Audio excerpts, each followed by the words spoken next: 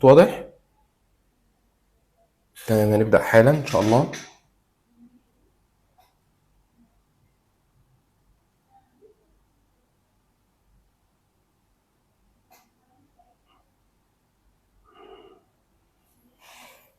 بسم الله الرحمن الرحيم. طبعا احنا اتكلمنا قبل كده لو انتوا فاكرين عن الايه، عن المغذيات اللي بناكلها او اكلنا بيتكون من ايه. فاكرين كنا بنقول المغذيات بتاعتنا بتتكون من حاجتين، حاجه اسمها ماكرو نيوترينز وحاجه اسمها مايكرو نيوترينز. الماكرو نيوترينز اللي هي المغذيات الكبرى الكبيره اللي الجسم بيحتاجها بكميات كبيره، اللي الجسم بيحتاجها بالجرامات، اللي هي تشمل 3 حاجات: النشويات والدهون والبروتين، الكربوهيدرات والفاتس والبروتينز. وقلنا دول ممكن يتحرقوا يدوا طاقه. يعني جرام النشويات لما بيتحرق بيدي كام؟ 4 سعر. طب جرام البروتين لما بيتحرق بيدي 4 سعر برضو. طب جرام الدهون بيدي 9 سعر. تمام، بيدي طاقه كبيره، او الدهون بيدي طاقه كبيره، لذلك يسموا الدهون كالوري دنس، جواها طاقه كبيره مخزنه. ماشي. طبعا عشان اقدر اطلع بقى الطاقه بقى من النشويات ومن الدهون ومن البروتين، انا محتاج مغذيات تانية اسمها مايكرو نيوترينز، مغذيات صغيره. جسمي بيحتاج مغذيات بكميات قليله. ماشي، كميات مايكرو، مش بالجرامات بقى، لا بالملي جرام، بالمايكرو جرام، بالبيكو جرام. كميات قليله قوي. دي تشمل ايه؟ حاجتين: الفيتامينز والمينرال، الفيتامينات والاملاح المعدنيه. طبعا الفيتامين والمينرال بنفسهم كده دول ما بيتحرقوش بنفسهم، دول زيرو كالوري. يعني ما بيتحرقوش بنفسهم ويدوا ايه؟ ويدوا سعرات. لا، امال هم دورهم ايه؟ هم دول اللي بيقدروا يخرجوا الطاقه من الماكرو نيوترينز. هم دول اللي بيقدروا يخرجوا الطاقه.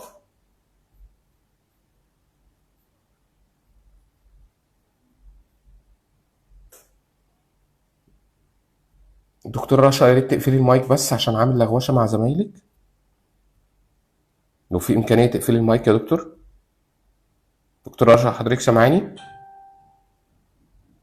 دكتور رشا، حضرتك سامعاني؟ ايوه تمام. شكرا ليكي جدا. لو في اي سؤال او اي حاجه ابعت لنا على الايه، على الشات، وانا هرد على حضرتك. يبقى يا جماعه المايكرو نيوترينز اللي هي المغذيات الصغيره دي، اللي هي تشمل ايه؟ دي الجسم بيحتاجها بكميات قليله قوي. تمام، ما بتتحسبش بقى بالجرامات، ايه، بتتحسب بقى بالملي جرام، بالمايكرو جرام، بالبيكو جرام. تشمل حاجتين: الفيتامين والمينرال، الفيتامينات والاملاح المعدنيه. هم مش بنفسهم كده بيتحرقوا، هم زيرو كالوري بنفسهم كده، هم زيرو ايه؟ كالوري. هم دورهم ايه؟ هم دول بيقدروا يخرجوا الطاقه من الماكرو نيوترينز. يقدروا يخرجوا الطاقه من الايه؟ من النشويات بقى والدهون والبروتين. يعني عشان النشويات تتحرق وتدي طاقه، او البروتين او الدهون، عشان تدي الطاقه لازم يبقى فيه ايه؟ فيتامين ومينرال. لذلك كنا بنقول طبق السلطه مهم جدا والفاكهه مهمه جدا. ليه؟ لان هم غنيين جدا بالفيتامين والمينرال. فتقدر تستفيد بقى من باقي الاكل.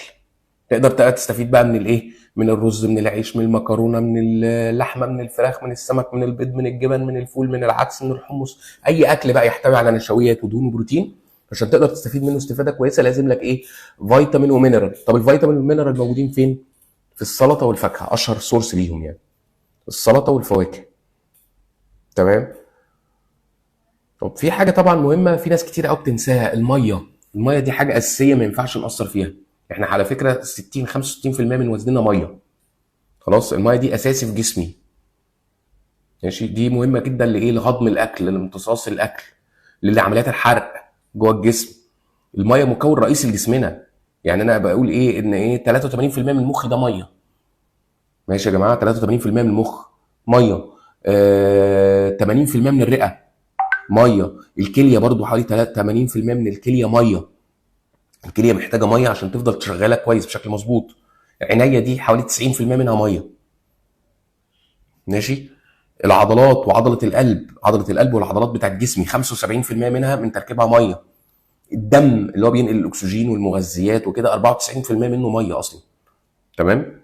فالميه حاجه اساسيه ما ينفعش نقصر فيها. لو قلت الميه في جسمي جالي جفاف. انا بقى ما بشربش ميه كل يوم، فجالي بقى دخلت بقى في جفاف، جسمي يتاثر كله، اعضاء جسمي تتاثر. ماشي. تلاقي بقى المخ، تلاقي التركيز بقى يضعف، ابقى مش مركز وبنسى وبتوه ومدروخ ومسقط. في بقى جفاف في المخ، نسبه الميه في المخ قلت. هتلاقي النفس، تلاقي الواحد مش قادر ياخد نفسه كويس لان نسبه الميه في الرئه قلت. الكليه تتعب. يعني الناس اللي بتشربش ميه كتير الكليه في خطر، الكليه معرضه للفشل. كميه الميه بقى والدم اللي وصل للكليه قل، فالكليه معرضه انها تفشل. وتلاقي بقى الناس دي اكثر عرضه لحصوات الكلى كمان. يعني تلاقي تكوين البول بقى هيقل، فالايه، الاملاح بقى تبدا تترسب في الكلى، فبيبقى الناس دي اكثر عرضه للاملاح ولحصوات الكلى، الناس اللي ما بتشربش ميه كتير. ماشي. تلاقي الرؤيه تبدا تتاثر، يقول لك عندي زغلله في العين، عينيا وجعاني، تعباني، مش عارف، في جفاف في عينيا بسبب ايه؟ نقص الميه في الايه، في العين. ماشي. القلب هتلاقيه مش شغال كويس، مش قادر يضخ دم كويس، القلب بقى تعبان بسبب الجفاف. انت ما بتشربش ميه، ما بتاخدش احتياجك من الووتر. عضلاتك تتعب، تلاقي نفسك مش قادر تبذل مجهود، مش قادر تطلع سلم، تلعب رياضه، تتحرك، تجري، تلاقي نفسك بتتعب بسرعه جدا. كل ده نتيجه الايه؟ الجفاف، ان حجم الميه قل. نقل الاكسجين والمغذيات، الدم حجمه قل، بقى الدم لزج.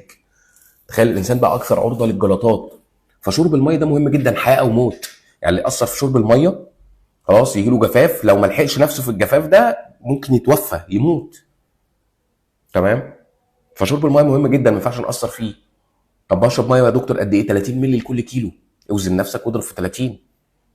تمام. كل كيلو جرام من وزنك محتاج 30 مللي ميه. انا وزني 70 كيلو مثلا، يبقى 30 في 70 يبقى انا محتاج 2100 مللي ميه، يعني حوالي 2 لتر ميه، 8 كوبايات ميه على مدار اليوم. لا لا يا دكتور، ده انا وزني 80 كيلو، يبقى 30 في 80 يبقى 2400، 2 لتر ونص، 10 كوبايات ميه على مدار اليوم. كوبايتين في الفطار، في اتنين في ايه، كوبايتين قصدي في الصبح، الظهر، العصر، المغرب، العشاء. كل صلاه اشرب لك كوبايتين ميه. تمام. حتى لو ما بتعطش، يعني مثلا الناس في الشتاء تلاقي ايه، ما بيعطش قوي، يقول لك انا ما بعطش اصلا، يعني الميه دي انا ممكن يوم كامل ولا يومين ما بشربش ميه. او مثلا وانا بتوضى ولا حاجه اخد لي بق ميه وخلاص. لا، ده غلط، لازم تاخد احتياجك من الميه سواء عطشان او مش عطشان. فكره ان انت توصل للعطش يبقى انت كده دخلت في مرحله جفاف اصلا. ماشي. فلازم تاخد احتياجك من الووتر، من الميه، عشان جسمك ما يتاثرش. يعني انا بفرح جدا لما الاقي الناس ماشيه بازايز الميه في الشارع، وطلبه مثلا قاعده قدامي بيشربوا ميه، وكل شويه يشربوا ياخدوا بق ميه، بفرح بكده. ليه؟ ده كده كويس، انت بتذكر نفسك بشرب الايه، بشرب الميه. تلاقي ما شاء الله جسمهم افضل، تلاقي ما شاء الله تركيز، البشره احسن، ما شاء الله نقل الدم ونقل الاكسجين والمغذيات في دمهم احسن، هضم الاكل افضل، مفيش امساك، مفيش مشاكل في الهضم.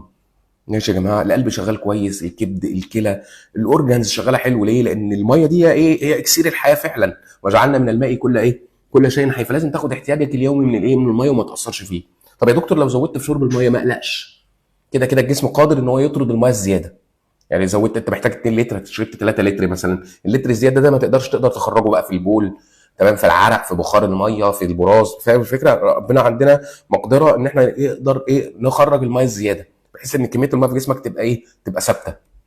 ماشي. لكن حته ان انت ما تشربش ميه وتقعد تفقد بقى اليورين بقى والعرق والكلام ده، وانت عمال تفقد وما بتعوضش، فجسمك يبدا يتاثر. تمام. يعني لو نزلت 10% من ايه، من الميه في جسمك، لو نزلت، لو ال 10% من ايه، من الميه قلت في جسمك، انت اكثر عرضه للوفاه. انت في حاله تهديد ان ممكن الواحد يتوفى. لذلك كانوا زمان خلاص في الثمانينات وكده، كان اكتر اطفال بتموت بسبب الايه، بسبب الجفاف. في الثمانينات والتسعينات يقول لك الواد جاله اسهال، ومن كتر الاسهال والترجيع وبتاع الواد مات، جاله جفاف ومات. تخيل. لذلك طلعت حملات بقى توعيه للامهات بقى في التلفزيون وكده، يقول لك ان جاله جفاف اديله محلول، اديله محلول الجفاف يعوض الميه والسوائل والاملاح اللي بيفقدها. فاهمين الفكره؟ فشرب الميه مهم جدا، حياه او موت للناس العاديه، وطبعا حياه او موت للرياضيين. الناس الرياضيين بقى اللي بيعملوا تدريبات بقى شاقه، وتدريبات ومطوشه وبتاع، فاهم، بيعرقوا كتير وبيفقدوا ميه واملاح معدنيه كتير، فلازم بالنسبه لهم الميه او السوائل وكده دي حاجه بالنسبه لهم، حاجه اساسيه ما ينفعش ياثروا فيها. ممكن فعلا يموت بسبب قله شرب الايه، بسبب قله شرب الميه. لو ما بيشربش ميه مع مجهود عالي، مع عرق كتير، مع فقد السوائل واملاح، ممكن فعلا القلب يقف، القلب فعلا يتوقف بسبب نقص الاملاح المعدنيه اللي فقدها في العرق. فاهمين الفكره؟ فشرب الميه من الحاجات الاساسيه والمهمه. لذلك من اوائل الحاجات اللي انا اي واحد بعمل له نظام غذائي، اول حاجه اشوف بيشرب ميه كويس ولا لا. لو ما بيشربش ميه لازم اقول له لازم تشرب ميه، لازم تاخد احتياجك من الووتر. احسب له احتياجه من الميه 30 مللي لكل كيلو، اوزنه واضرب وزنه في كام، في 30. ماشي يا جماعه. فالميه من الحاجات المهمه جدا. من الحاجات برضو المهمه اللي اتكلمنا عنها المرات اللي فاتت، قلنا ان انا لازم لما اجي اعمل نظام غذائي لازم افصله اكوردنج للحاله اللي قدامي. ما ينفعش ان انا اطبع انظمه غذائيه واي مريض يجي لي اديله نفس النظام، ما ينفعش. لازم النظام كده يتفصل على المريض. لازم اشوف المريض بتاعي، افحصه، خلاص، اعمل له تقييم شامل، تقييم تغذوي شامل، توتال نيوتريشن اسسمنت، تقييم تغذوي شامل، عشان اعرف حالات سوء التغذيه عنده ايه، مشاكله التغذويه، عشان اقدر اعمل له نظام غذائي مناسب ليه، عشان يقدر يديني نتيجه، يديني اوتكم. خلاص، اعالج له بقى مشاكل سوء التغذيه اللي عنده، لو عنده مشكله في الوزن تتحسن، تتعالج. فاهمين الفكره؟ فلازم اعمل فحص تغذوي شامل، لازم اعرف الحاله اللي قدامي كويس قوي عشان اقدر اعمل لها نظام تغذوي مظبوط ليها، مناسب ليها. عشان يقدر يجيب لي نتيجه ان شاء الله. تمام. فازاي بعملها؟ اول لما المريض بيقعد قدامي يا جماعه انا بعمل له 4 حاجات A B C D. اول لما بيقعد قدامي بينور في دماغي كده ال4 حروف دول. انا عايز اعمل له فحص تغذيه عشان اعمل له نظام غذائي، بينور في دماغي ال4 حروف دول A B C D. كل حرف بيرمز لحاجه. A انثروبومتري اللي هي قياسات الجسم، لازم اعمل خلاص فحص لقياسات الجسم. تمام. بي اللي هي بايوكيميكال داتا، تحاليل عشان اشوف سوء التغذيه اللي عنده المخفي، التحاليل تقفشه لي تجيبه لي. سي كلينيكال اسسمنت، فحص سريري، خلاص افحصه من اول شعر راسه لضفر رجله. ماشي يا جماعه. تمام. دي دايتري اسسمنت، اقيم اكله بقى، طبيعه اكله عامله ازاي، بياكل اكل بقى بطريقه مظبوطه ولا لا، نمطه الغذائي عامل ازاي، كان بياكل امبارح، كميات الاكل، نوعيات الاكل اللي بياكلها. ماشي. فلازم ال4 حاجات دول يتعملوا. الانثروبومتري قياسات الجسم، لازم اقسم له ايه، اول حاجه اشوف الوزن والطول. الوزن لوحده مش كفايه، مش هيعبر لك عن الايه، عن هل هو نورمال ويت ولا اندر ويت ولا اوفر ويت ولا اوبيز، هل هو عنده سمنه ولا وزنه مظبوط ولا عنده نحافه. ما اقدرش اعرفها من الوزن الواحد، لازم الوزن اكوردنج لطوله، الوزن اكوردنج للطول. فبحسب له حاجه اسمها مؤشر كتله الجسم، البادي ماس اندكس، مؤشر كتله الجسم، ان انا بقسم الوزن على مربع الطول. في البسط فوق الوزن بالكيلو، والطول تحت في المقام، مربع الطول بقى بضرب الطول مرتين في المقام، والطول يبقى بالمتر، بالمتر مش بالسنتي. يعني هو وزنه 70 كيلو يبقى 70 كيلو فوق. تمام. وطوله 170 سم مثلا، يبقى هكتب متر و7 1.7 في 1.7 في المقام، يبقى 70 على 1.7 في 1.7، واشوف الرقم اللي طالع. اكوردنج للرقم اللي طالع ده هعرف بقى الراجل ده نورمال ويت ولا اندر ويت ولا اوفر ويت ولا اوبيس. ماشي يا جماعه. لو لقيت الرقم اللي طالع لي من 18 ونص ل 24 و9 يبقى ده نورمال ويت، يبقى الراجل ده وزنه مظبوط. ماشي. يبقى محتاج ان انا اعمل له نظام بقى تثبيت للوزن. خلاص، لا اخسسه ولا تخنه، صح؟ اثبت له وزنه لان وزنه مظبوط عادي نورمال.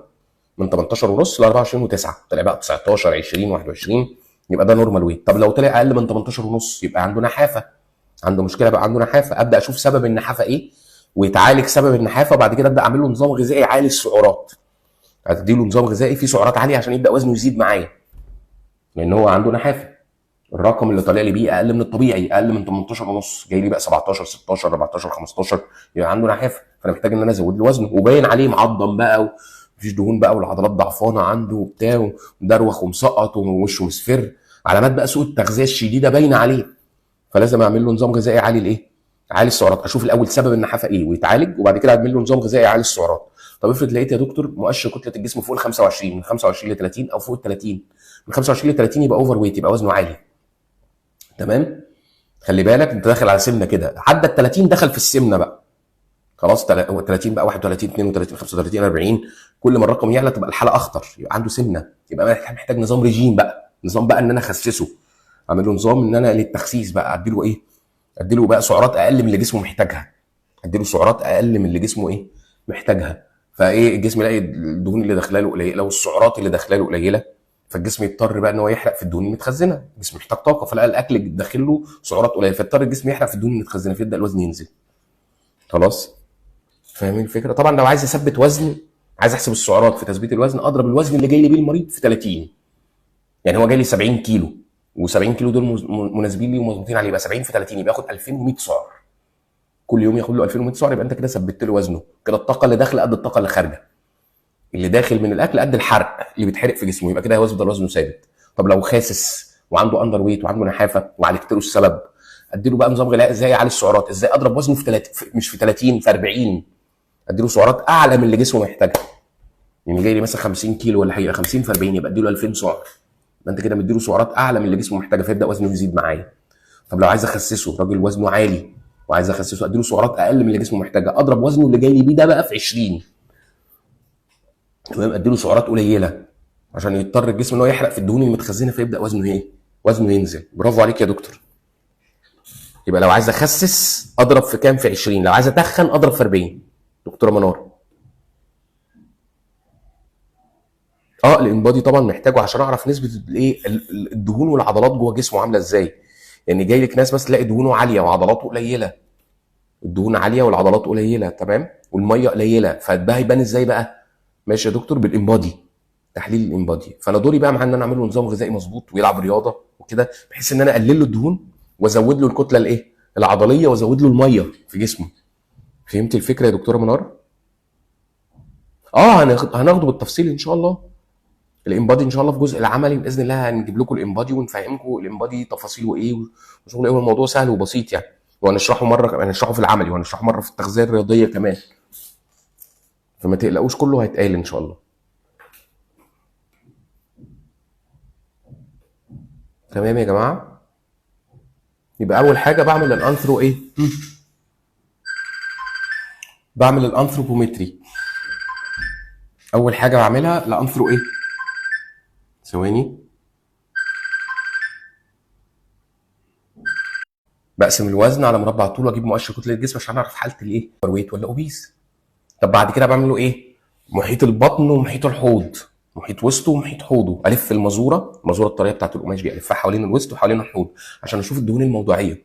في ناس تلاقي ايه الدهون كلها متركزه في البطن، في منطقه البطن، يبقى عنده سمنه مركزيه، سنترال اوبيستي، سمنه مركزيه، عنده بالبلدي كرش، يقول لك نوع السمنه شبه الابل، شبه الايه، التفاحه، عنده كرش. طبعا الكرش ده خطر جدا لو الدهون متركزه في البطن، خطر.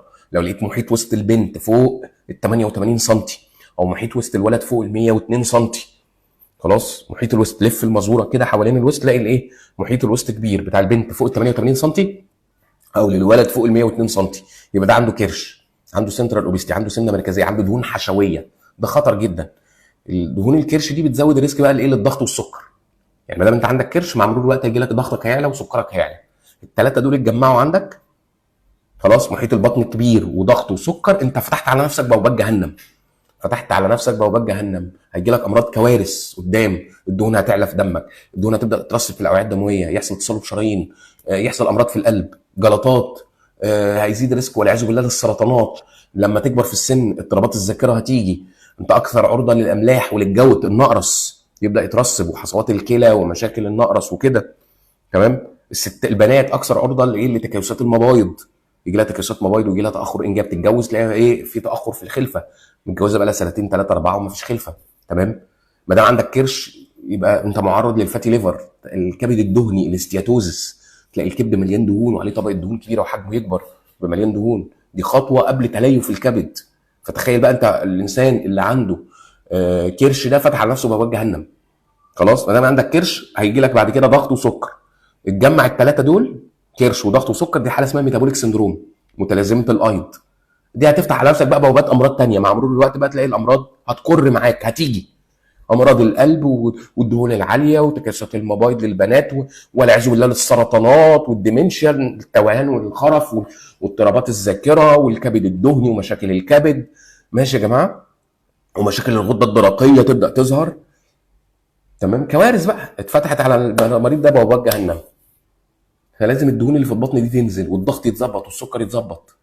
طبعا نظام غذائي بقى ورياضه ونزول، لازم الكرش ده ينزل خلاص، وتظبيط للضغط والسكر، يروح لدكتور ضغط وسكر يظبط له، يكتب له ادويه للضغط وادويه للسكر مع تظبيط النظام الغذائي، بحيث ان الايه، الكوارث دي تتلغي، الكرش ده يروح، الضغط يتظبط، السكر يتظبط، يبقى انت كده حميته من البلاوي السوداء اللي ممكن تجي له ايه قدام. ماشي يا جماعه. تمام. في ناس تلاقي ما شاء الله محيط وسطها كويس، بس تلاقي الدهون كلها متركزه تحت في الارداف بقى، خلاص في الارداف دي بيسموها بيريفرال اوبيستي، السمنه الطرفيه بقى. تمام. دي دهون بتبقى تحت الجلد، بتبقى اقل خطوره من الكرش طبعا، يعني ما بتزودش ريسك لا الضغط ولا السكر. تلاقي في بنات وولاد كده تلاقي محيط الايه، الارداف عالي في الحوض بقى، دي بتلف المازوره حوالين الحوض، هتلاقي فعلا محيط الحوض ايه، كبير للبنت او للولد، دي اقل خطوره، لا بتزود ريسك لا الضغط ولا السكر. بس برضو غلط، يعني الدهون المتركزه في المنطقه دي كده بتزود الريسك للايه، خلاص لمشاكل المفاصل والتعب المفاصل وكده، فلازم برضو تنزل، وبيبقى شكل الجسم وحش، ما ينفعش. فبرضه تظبيط ايه شكلها طبعا بالنظام الغذائي والرياضات معينه وكده، وفي اجهزه على فكره بتعالج مشكله السمنه الموضعيه، يعني مثلا الكافيتيشن، الكرايو، خلاص، والميزولايبوليسيس، تدويب الدهون بحقن الميزو، هنتكلم عنها ان شاء الله في العملي بالتفصيل.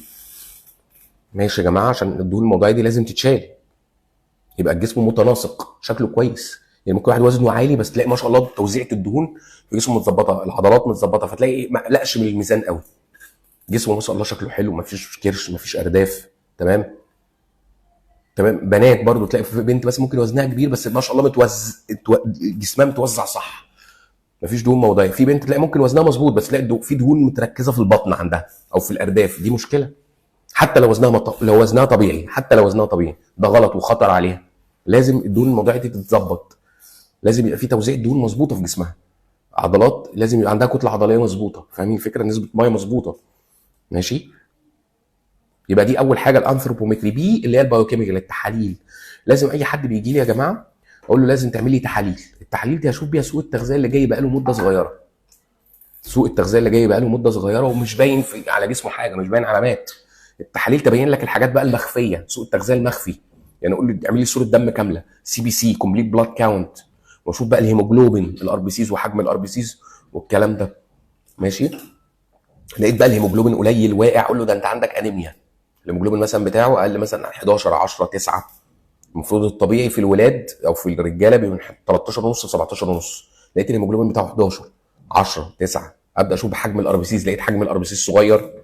اشوف بقى الحديد ومخازن الحديد، الفريتين والسيرام ايرون والكلام ده.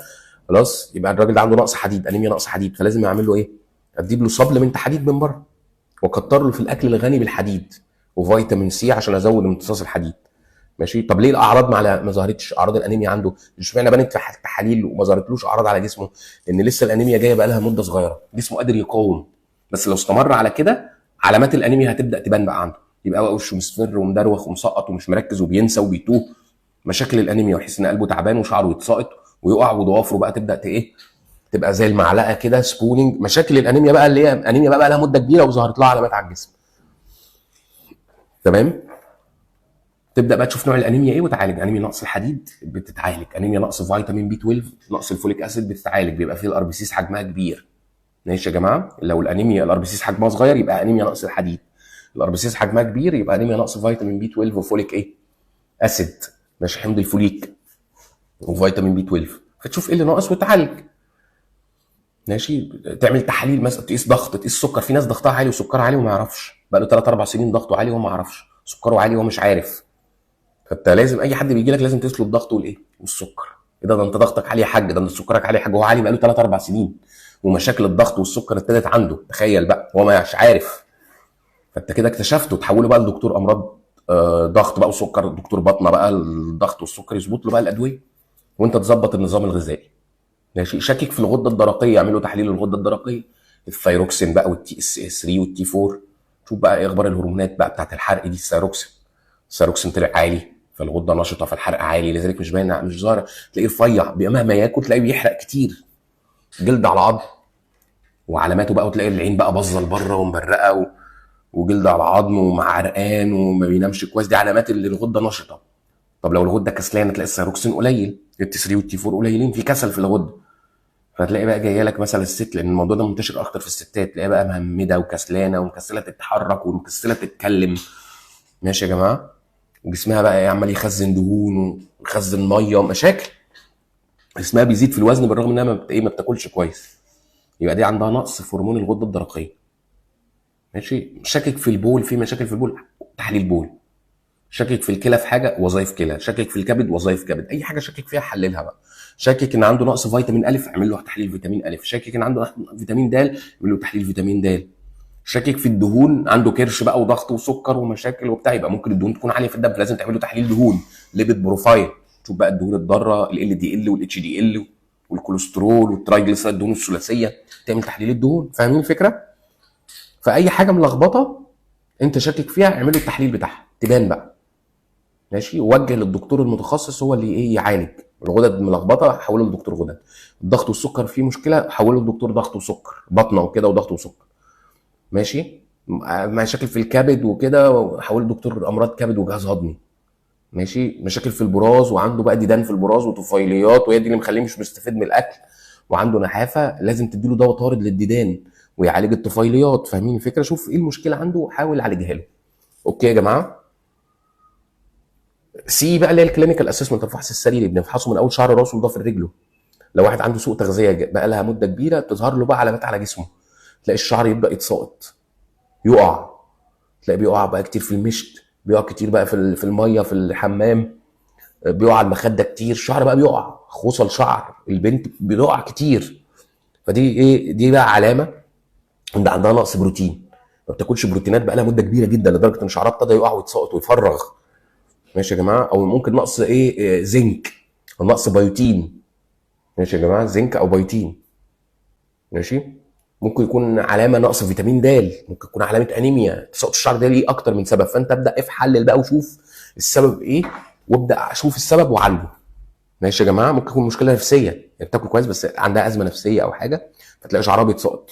في بعض البنات كده لما تتضايق او تتوتر او كده او تبقى مكتئبه او حاجه، تلاقي شعرها ابتدى يقع. ماشي.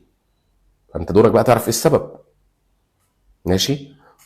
في بنات تلاقي شعرها كان سايح والاستيك وجميل وطري وناعم وتمام التمام، فجاه ابتدى يلف على بعضه وينشف، فقد الالاستيستي، فقد النعومه بتاعته، ابتدى يجعد ويلف على بعضه وينشف. يبقى ده نقص فيتامين سي ونقص فيتامين اي. فيتامين الف اي وسي، معلش، اي وسي.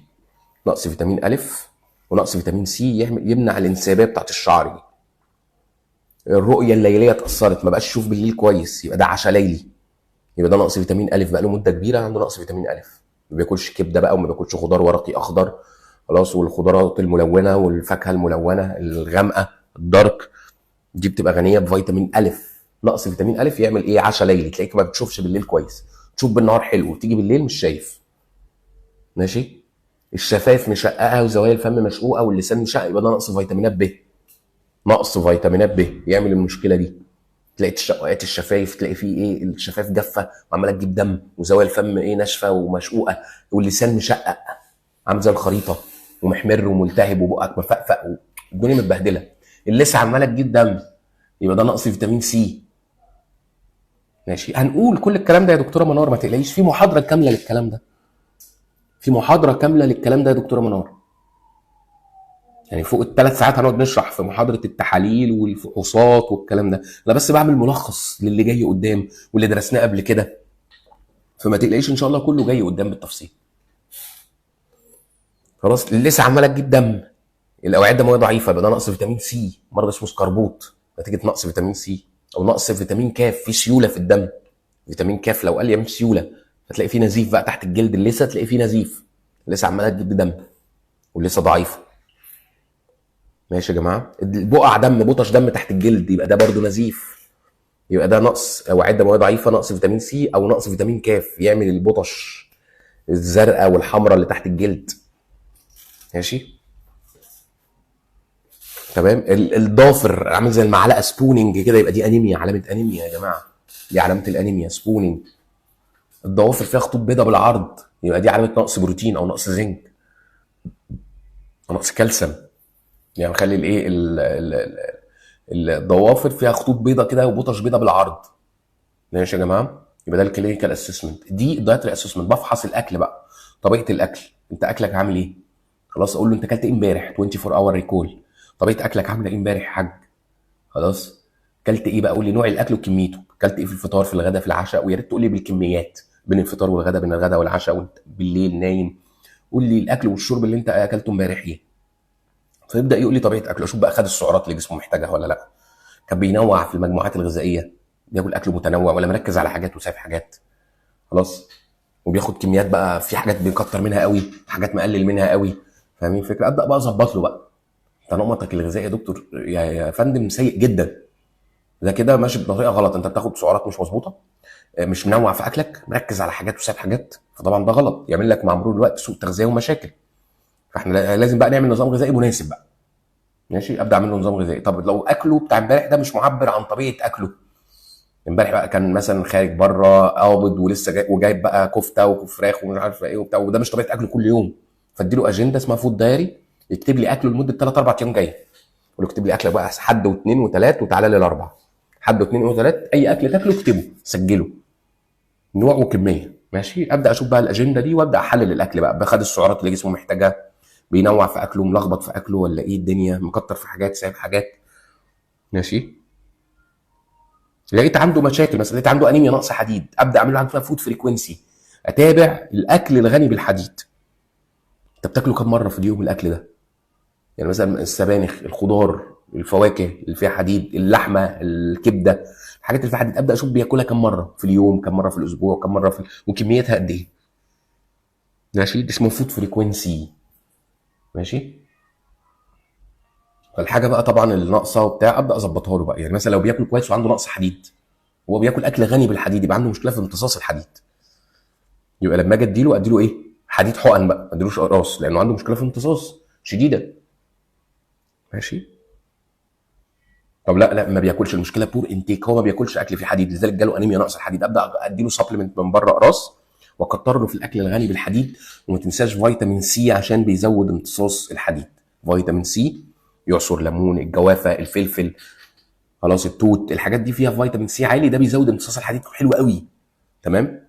لذلك السلطه يقول لك اعصر عليها ليمونه، الكبده، الحاجات دي اعصر عليها ليمون، الليمون حلو فيه فيتامين سي يزود لك الامتصاص بتاع الايه الحديد. والبرتقال والجوافه والفلفل الرومي والفلفل في ايه فيتامين سي بنسبه كبيره ومحترمه يعني.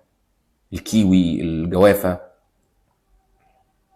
فانا كده عملت له فحص تغذوي شامل، عملت له اي بي سي دي، شفت قياسات جسمه، وزنه وطوله ومؤشر كتله الجسم ومحيط الوسط ومحيط الحوض، عملت التحاليل بتاعتك، عملت له الفحص السريري، فحصت له اكله وطبيعه اكله ونمطه الغذائي عامل ازاي، الدايتري باترن. من الحاجات دي تقدر تعمل له نظام غذائي مظبوط مناسب للحاله. ماشي يا جماعه. درسنا طبعا في الاساسيات بتاعتنا طبعا النشويات، طبعا اتكلمنا طبعا عن النشويات تمام المره اللي فاتت. قلنا ان النشويات طبعا مكونه من كربون وهيدروجين واكسجين. النشويات دي موجوده في جسمنا اساسي للطاقه، يعني دي انضف مصدر للطاقه لجسمنا. والنشويات الجسم بيحب يعتمد على النشويات في الحرق، يعني المخ بتاعنا ده ما يعرفش الا سكر. تمام. جسمنا يفضل النشويات في الحرق، يقول لك دي بنزين 95، نواتج الحرق بتاعتها نظيفه، طلع ثاني اكسيد كربون، ميه، خلاص بتديني الطاقه اللي انا عايزها. ماشي. وفي نفس الوقت ايه يعني الحرق منها بيطلع بسرعه، النشويات بتتحرق بسرعه بتديك طاقه سريعه يعني، فمفضله في الحرق يعني. والجسم طبعا بيحرق النشويات بمساعده هرمون مهم جدا اسمه هرمون الانسولين. انت لما تاكل نشويات على طول يقوم طالع الانسولين، يدخل بقى النشويات دي السكر جوه الخلايا، ويبدا يحرق ويطلع الطاقه اللي انت عايزها. ماشي. ويبدا يخزن لك بقى دهون وبروتينات، مش وقت دهون وبروتينات مش للحرق دلوقتي، الانسولين يخزن دهون، يتخن، يحافظ لك على البروتين، هو يحرق نشويات. الانسولين شغال كويس، يشتغل على الريسبتور بتاعه المستقبلات، يخلي الطاقه تطلع من النشويات. واتكلمنا طبعا عن النشويات وانواعها، نشويات بسيطه ونشويات معقده. النشويات البسيطه دي اللي هي ايه؟ بتتهضم بسرعه وتمتص بسرعه، زي السكر مثلا في الحلويات، مثلا جاتو، تورته، شوكولاته، بسبوسه، الحاجات دي كلها بتمتص، تتهضم بسرعه وتمتص بسرعه، فتستفز الانسولين يطلع معاها كتير بكميات كبيره، ويطلع بكميه كبيره قوي. خلاص السكر عالي جامد بسرعه، هتهضم بسرعه وتمتص بسرعه، فالسكر عالي في الدم جامد، فيطلع انسولين بكميات كبيره، فياخد السكر العالي ده ينزله بسرعه في الدم، يهبطك، تحس انت عايز تاكل كتير، تحس بقى ان انت عايز تاكل ايه تاني مهبط بقى، تحس انت نفسك تاكل حته جاتو تانية، حته تورته تانية، رغيف فينو تاني، فيجوع، يخليك تاكل من الحاجات دي كتير. وطبعا لو الانسولين طلع فضل يطلع وينزل كده كتير، مع مرور الوقت يجي مقاومه انسولين، تلاقي الانسولين بعد كده ما يشتغلش، الانسولين يبقى كتير ومش شغال، فتلاقي الخلايا مش حاسه بالسكر، تيجي لك شراهه في الاكل. ناس تاكل حلويات وسكريات كتير، تلاقي بقى ايه يجي له مقاومه انسولين، تلاقي ايه يعشق الحاجات المسكره والحلويات، جسمه مش حاسس بالسكر لان الانسولين ما بقاش شغال، فتلاقيه يعشق الحلاوه الطحينيه والبسبوسه والشوكولاتات والجاتوهات والتورت والمكرونات والعيش كتير، ياكل حلويات كتير وحاجات زي كده. فالافضل في نظامك الغذائي تاكل ايه نشويات صحيه، اللي هي النشويات المعقده، مش النشويات البسيطه، اللي هي النشويات البسيطه اللي هي الضاره، اللي هو السكر الابيض والحاجات بقى اللي هي ايه منتجات السكر الابيض والدقيق الابيض، دي منتجات كلها سيمبل شوجر، بتخلي السكر يعلى في الدم جامد، وتستفز الانسولين، الانسولين يفضل يطلع وينزل يطلع وينزل، ويطلع بكميات كبيره، فتنشط مقاومه الانسولين، خلاص فتعمل لك مشكله كبيره. ومع مرور الوقت لو اهملت في علاج الموضوع ده وعملت تاكل نشويات وسكريات كتيره، تخش في السكر، والانسولين لما بيعلى بياخد السكر العالي ده، خلاص يعمل فيه ايه؟ يحوله لدهون بقى، دهون بقى في بطنك، ودهون بقى في الايه في الارداف، ودهون في الجسم، ودهون في الدم. فالنشويات الكتير خطر جدا، بتتخن وتعمل دهون في الدم وتعمل تصلب شرايين وامراض قلب وجلطات وكوارث، كل ده خطوره ان انت تاكل نشويات كتيره وتعتمد على النشويات البسيطه في اكلك بشكل كبير. لكن في نشويات تانية، النشويات المعقده بقى، النشويات المعقده الكومبلكس كارب، بتبقى سلاسل نشويات، سلاسل سكر ماسكه في بعض وبروابط، فتاخد وقت في الهضم في الامتصاص، مش هتعلي لك سكر الدم جامد. كل الكلام ده اتكلمنا عنه المره اللي فاتت. سكر الدم هيعلى حاجه بسيطه، يفضل ثابت كده لمده طويله، الانسولين يطلع ما يطلعش جامد قوي، يطلع الانسولين حاجه بسيطه، يفضل ثابت مع السكر اللي عمال يطلع في الدم واحده واحده واحده واحده، فتلاقي نفسك شبعان. تمام. من امثله طبعا النشويات المعقده البقوليات، الفول، العدس، الحمص، في نشويات معقده لذلك بتشبع معاه، تلاقي نفسك لما تاكل فول يقفل معاك فعلا، يشبعك، تفضل شبعان منه لمده طويله، يعمل لك لونج لاستنج انرجي. الحبه الكامله، لما بنيجي نجيب القمح نطحنه خلاص، وهو حبه كامله كده يدينا دقيق اسمر، تتعمل منه بقى العيش البلدي اللي هو الاسمر بتاع التموين ده، او التوست البني ده، بيبقى صحي جدا، يشبع، فيه الياف، فيه فيتامينات ب، فيه جنين قمح، ممتاز جدا، مضادات اكسده، قيمته الغذائيه عاليه، وفي نفس الوقت يشبع. العيش البلدي فعلا بيشبع، غير العيش الابيض المنزوع القشره، ده طبعا اتشالت منه الالياف، فامتصاص السكر منه هيبقى عالي جدا، فيخليك تجوع وتاكل منه كتير، اللي هو الدقيق الابيض والمخبوزات بقى والمعجنات والحاجات دي والحلويات، كارثه. فانا افضل النشويات المعقده. النشويات المعقده طبعا زي الخضار النشوي، طبعا زي الدكتوره جويلان ما بتقول، البطاطا بقى والبطاطس والقلقاس، الحاجات دي خضار نشوي يشبع، فاهم الفكره؟ يبقى انا بفضل لو بعمل انظمه غذائيه مثلا للناس اللي هي بتاكل كتير والناس اللي هي عندها ايه سمنه وبتاع، النشويات المعقده كويسه بتشبع، ما تخلوش يجوع كتير، ما تخلوش ياكل كتير، تمام. وقلل من النشويات البسيطه. النشويات البسيطه، في طبعا نشويات بسيطه صحيه، يعني مش كل السكريات البسيطه وحشه، في سكريات بسيطه صحيه زي الفاكهه، سكر بسيط بس صحي، في فيتامين، في مينرال، في الياف في الفاكهه. العسل، بس ما بنسرفش في اكله، سكر بسيط بس صحي، طبعا العسل صحي جدا وفي شفاء للناس طبعا. ماشي. اللبن، سكر اللاكتوز ده سكر بسيط خلاص، بس ميزه اللبن ان فيه دهون وفيه بروتين وقيمته الغذائيه عاليه، فيه فيتامين، فيه مينرال، فيتامين د، فيه كالسيوم، فقيمته الغذائيه عاليه بالرغم ان سكره بسيط، تمام، بس قيمته الغذائيه عاليه. لكن انا بتكلم السكر البسيط الوحش اللي هو ايه؟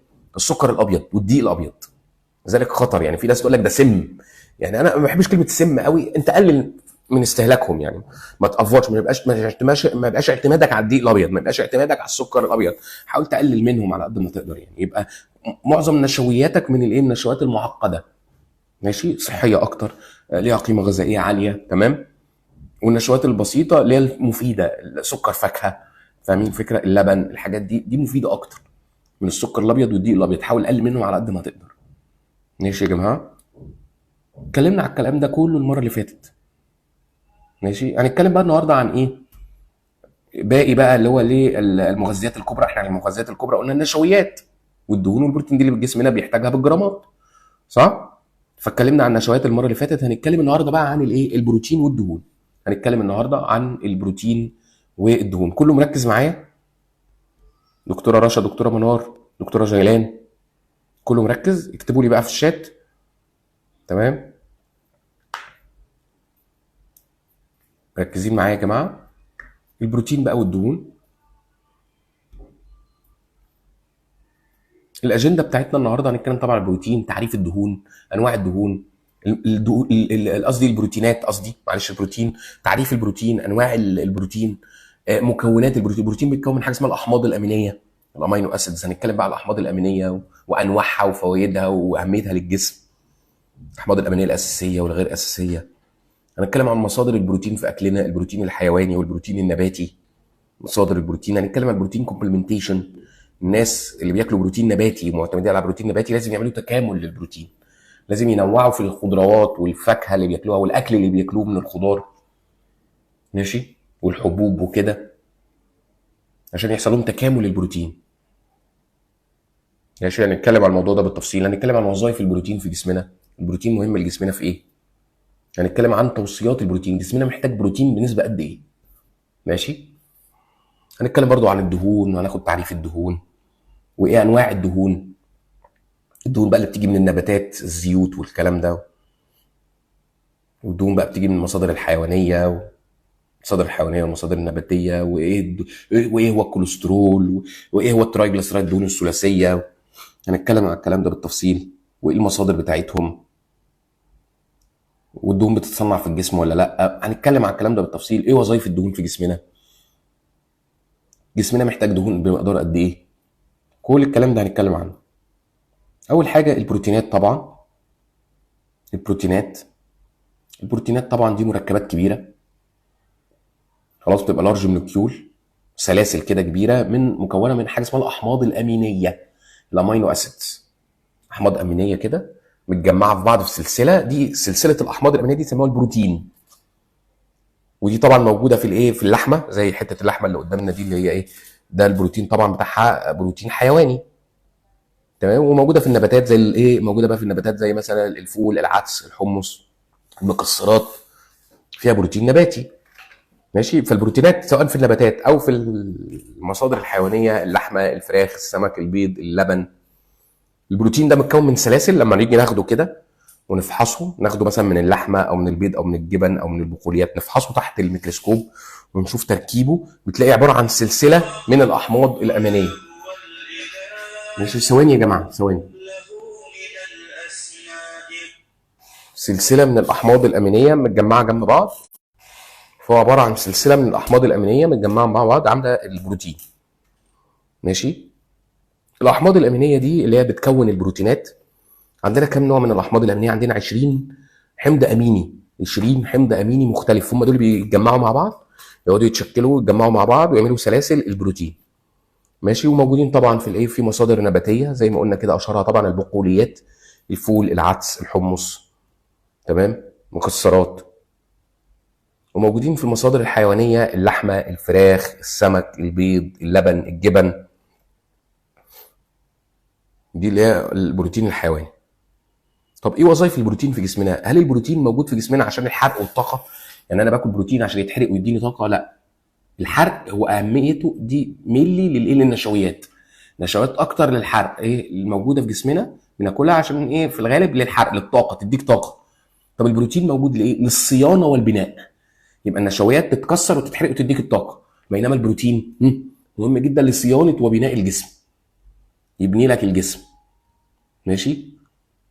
مسؤول عن النمو، تلاقي الاطفال الصغيرين يطولوا، بيطول الطفل ازاي؟ بياكل بروتين، البروتين يطول له العظم ويطول له عضلاته فتلاقيه يطول، ماشي، يبني الجسم.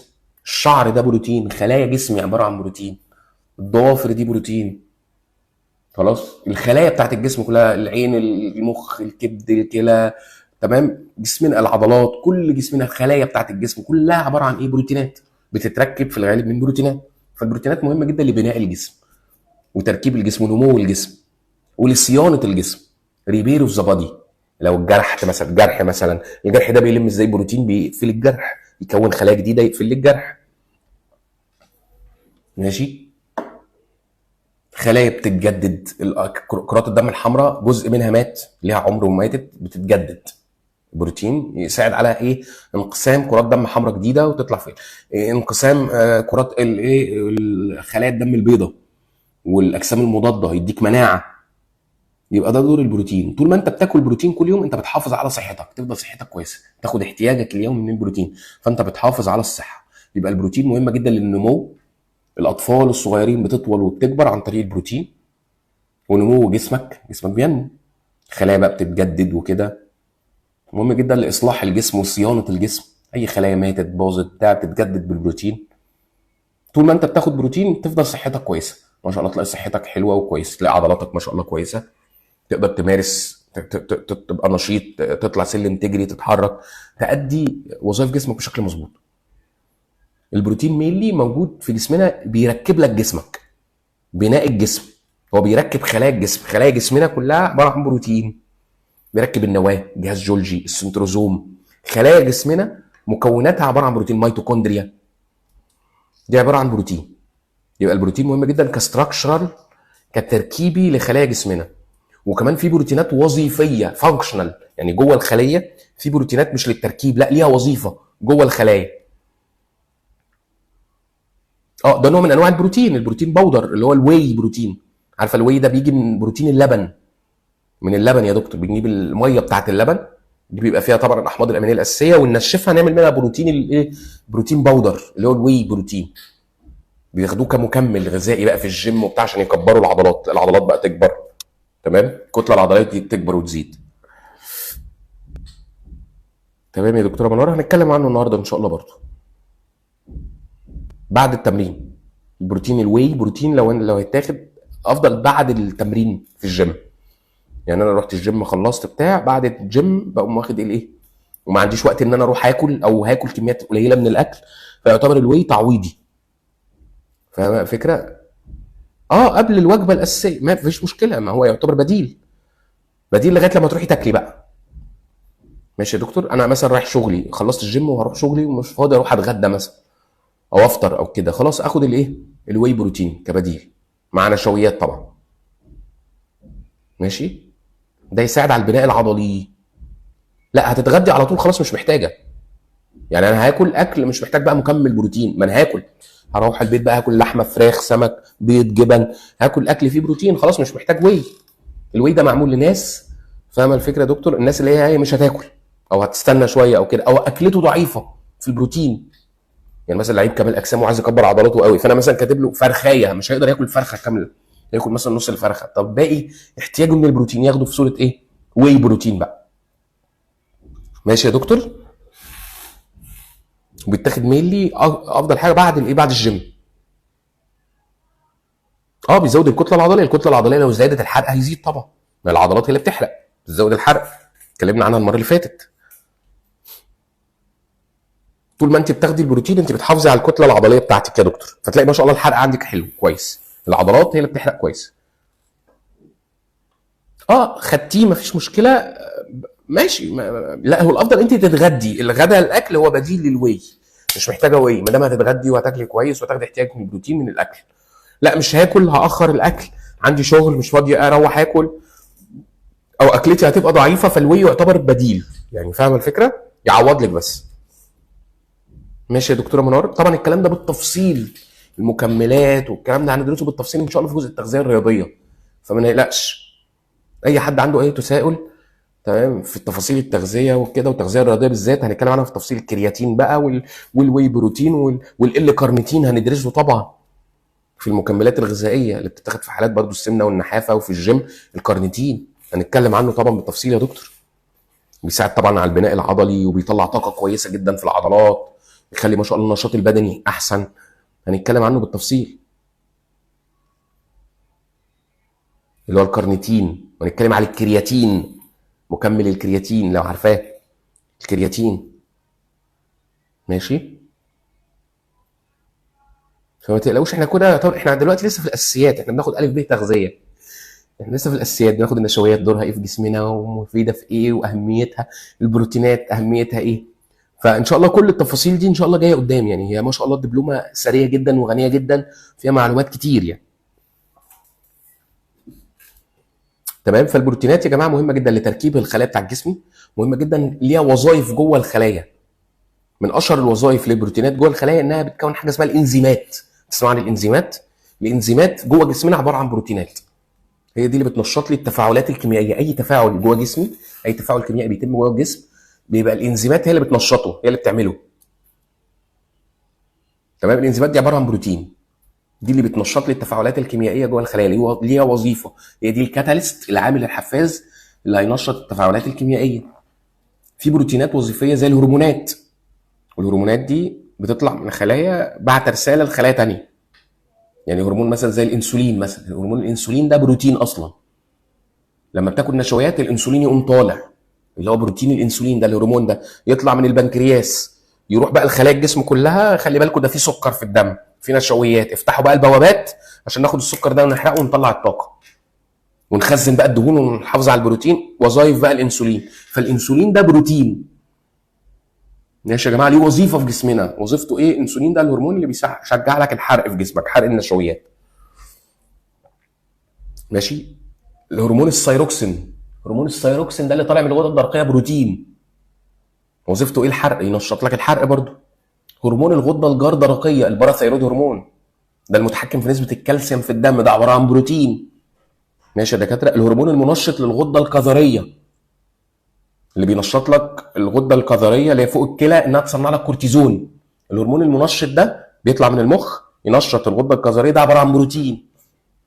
فاهمين الفكره؟ فايه في البروتينات مش بس تركيب، لا في بروتينات وظيفيه ليها دور في جسمنا، زي ايه؟ بروتينات اسمها الانزيمات تنشط لك التفاعلات الكيميائيه، في بروتينات اسمها الهرمونات، في بروتينات بتطلع في دماغنا وسيله التواصل بين الخلايا، يعني جسمنا بيتكلم بعضه والخلايا بتكلم بعضها عن طريق بروتينات، في بروتينات بتطلع من خلايا تكلم خلايا تانية. ماشي يا جماعه، فيعتبر وسيله اتصال. البروتين مهم جدا طبعا زي ما قلنا ايه، للنمو، لنمو الكتله العضليه للعضلات، يعني انت عشان تحافظ على كتلتك العضليه، عشان العضلات دي كده يتحافظ عليها، ماشي يا جماعه، انا محتاج بروتين كل يوم، لازم كل يوم اخد احتياجي اليومي من البروتين. يعني انا بيحصل لي مثلا تمزقات في العضل، انا مثلا بمشي، بتحرك، بجري، بروح جيم، بلعب كوره، فتلاقي بيحصل تمزقات عضليه، العضلات بتبدا تتقطع، الياف عضليه تتكسر، فلازم تتعوض ازاي؟ بالبروتين بقى. لما اخد البروتين فتبدا الكتله العضليه تتحافظ عليها، تثبت او تكبر في الحجم. ماشي يا دكاتره، فانت عشان تحافظ على الكتله العضليه انت لازم تاخد كل يوم احتياجك اليومي من البروتين، وتلعب رياضه، وتاكل بروتين، هتلاقي ما شاء الله الكتله العضليه عندك كويسه وممتازه. ماشي. يبقى مهم، البروتينات مهمه جدا لنمو الكتله العضليه، وتحافظ لك على عضلاتك وكتلتك العضليه، مش للعضلات بس، كمان العظم بتاعنا ده بيتركب مش من كالسيوم بس، من كالسيوم وبروتين.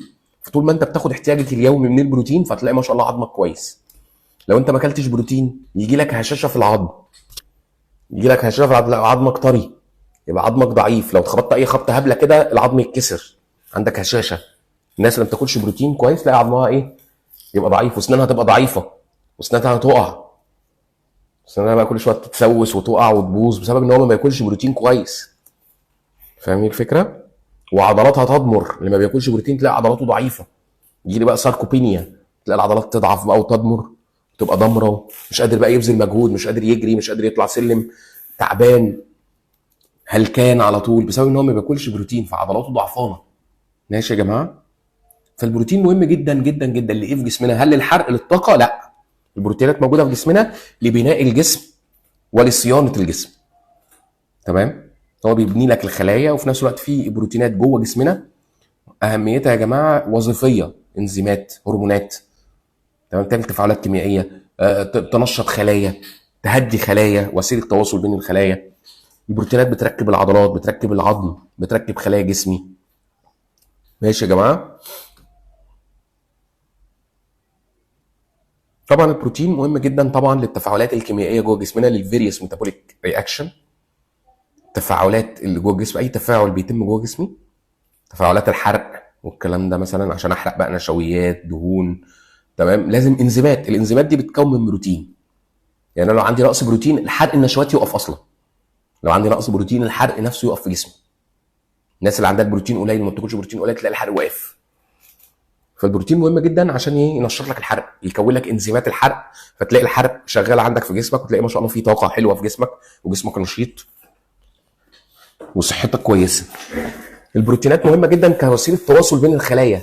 البروتين مش بس بناء وصيانه، لا، تواصل بين الخلايا بتكلم بعض بالبروتين. اي خليه عشان تكلم خليه مش بالواتساب، مش بمكالمات التليفون، مش بالرسائل، لا، بتكلموا بعض ببروتين. البروتين يطلع من خليه يروح لخليه تانية، خلاص، ينشطها، يهديها. فالبروتينات تعتبر وسيله تواصل بين الخلايا. امتى البروتين بقى يتحرق ويدي طاقه يا جماعه؟ لو انت ما اكلتش نشويات بقى، يعني لو ما اكلتش نشويات خالص، تمام يا دكاتره، جوعت نفسي من النشويات وقللت بقى في الدهون وكده وبتاع، فجسمي يبدا يعمل ايه؟ ياخد البروتين اللي انت بتاكله، او ياخد البروتينات اللي متخزنه في عضلاتك وفي جسمك، يبدا يكسرها ويتكون منها ايه؟ طاقه. ياخد البروتين يكسره بقى، تمام، ينتج منه طاقه عشان جسمك يفضل شغال، مخك ده يفضل شغال، ياخد البروتين يحوله لسكر عشان المخ يفضل شغال، فكارثه. فانت لازم عشان تحافظ على البروتين لازم تاكل ايه؟ لازم تاكل نشويات. فاهمين الفكره؟ ذلك في الوجبات المتوازنه يقول لك 50% نشويات، ده مصدر الطاقه بتاعك بتاع اليوم، و20% بروتين، ده بتاع البناء وصيانه الجسم. لكن الناس اللي بتعمل كيتو دايت بتقلل النشويات قوي وتكتر في الدهون جامد وتكتر في البروتين جامد، ايه اللي يحصل؟ معرضين لمده طويله ان فعلا العضلات تبتدي تتكسر، انت مقلل في النشويات والجسم عايز طاقه كبير، فيضطر الجسم انه يحرق في الدهون ويحرق في البروتين كمان، يبدا يكسر في بروتينات الجسم، فكارثه بقى، جسمك بيتكسر، بيتهدم. انت بتنزل في الوزن نزول عضلات، مش نزول دهون، نزول عضل، مصيبه سوداء. فالعضلات دي انت لازم تحافظ على الكتله العضليه. ازاي تحافظ على الكتله العضليه يا جماعه؟ ان انت تاكل نشويات وتاكل بروتين، تاخد احتياجك من النشويات وتاكل ايه؟ بروتين. يبقى نشويات للطاقه، البروتين هيحافظ لك، يبقى بناء مش للهدم، مش للطاقه، وتلعب رياضه، الرياضه تحافظ لك على الكتله العضليه. فهمتوا الفكره؟ مفهوم الكلام يا جماعه؟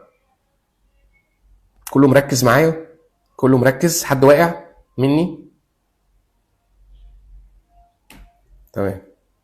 اهو البروتينات يا دكاتره بتركب جسمنا، البروتينات بتركب الجسم، بتركب الشعر، الضوافر. شعرنا ده عباره عن بروتين على فكره، بروتين اسمه كيراتين، وكذلك الضوافر بروتين اسمه كيراتين. لذلك الناس اللي ما بتاكلش بروتين على المدى الطويل تلاقي الشعر بيتساقط بيقع. في بنات كده تلاقي شعرها بيقع، تلاقي خصل شعر بتقع في المشط، خصل شعر بتقع في الايه، في الميه وهي بتستحمى، يسد بقى الايه البانيو او يسد الايه الحوض. شعر كتير يقع على المخده، فاهم؟ شعرها ضعيف لانها ما بتاكلش بروتينات، ما بتاكلش بقى لحمه، فراخ، سمك، بيض، جبن، فول، عدس، حمص، مقلله في البروتين قوي وبقى لها مده كبيره لدرجه ان الشعر ابتدى ايه يقع لان الشعر ده عباره عن بروتين اسمه كيراتين. طب البروتين ده بيجي منين؟ من الاكل. احنا بناكل كل يوم بروتينات، فبيبدا الايه البروتين ده يبدا يتاخد يتصنع منه بروتينات الشعر اللي هو الكيراتين. فتلاقي الشعر بتاعنا كويس، يبقى تقيل بقى وكويس، ما يبقاش خفيف، ما يقعش، ما يتسقطش. الشعر قوي، شكله مظبوط، قوي. برضو الناس اللي ما بتاكلش بروتين تلاقي الضوافر بتتاثر، تلاقي الضوافر ضعيفه، تلاقي بطش بيضه في الضوافر، تلاقي البطش بيضه في الضوافر وخطوط بيضه بالعرض، وممكن الضفر يقع يتساقط يبقى ضعيف جدا. فايه الايه البروتينات مهمه جدا للشعر والضوافر. البروتينات مش بتركب بس الشعر والضوافر، بتركب كمان الايه الصوف بتاع الحيوانات، يعني الصوف بتاع الايه الخرفان، الصوف بتاع الدب، الصوف بتاع الاسد. الاصواف دي عباره عن ايه؟ دي عباره عن بروتين. المخالب، الكلوز والسكيلز والحراشيف الموجوده بقى في الايه في التعابين والتماسيح والحاجات دي، السكيلز دي والقشور بتاعت السمك. ماشي يا دكاتره، كل دي عباره عن بروتينات اصلا، كل ده بروتينات اصلا. يعني البروتينات بتركب ايه؟ بتركب ايه الشعر والضوافر للبني ادمين، وتركب كمان الايه الحراشيف، وتركب المخالب، وتركب الصوف للحيوانات وللاسماك والحشرات وكده. ده جماعه الصوت واضح عند الكل؟ الصوت بيقطع عند حضرتك يا دكتوره؟ الصوت واضح عند الكل يا جماعه؟ بيقطع عندكم كلكم؟ الصوت تمام عند دكتوره ايمان. هي المشكله لو المشكله من عندي هتلاقي المشكله عند الناس كلها، الناس كلها هتقول لي الصوت بيقطع. فممكن يا دكتوره تطلعي وتخشي على اللينك تاني وتشوفي النت عند حضرتك، شوفي النت كده ايه اخباره. دكتوره رشا الصوت عندك واضح؟ دكتوره رشا الصوت واضح؟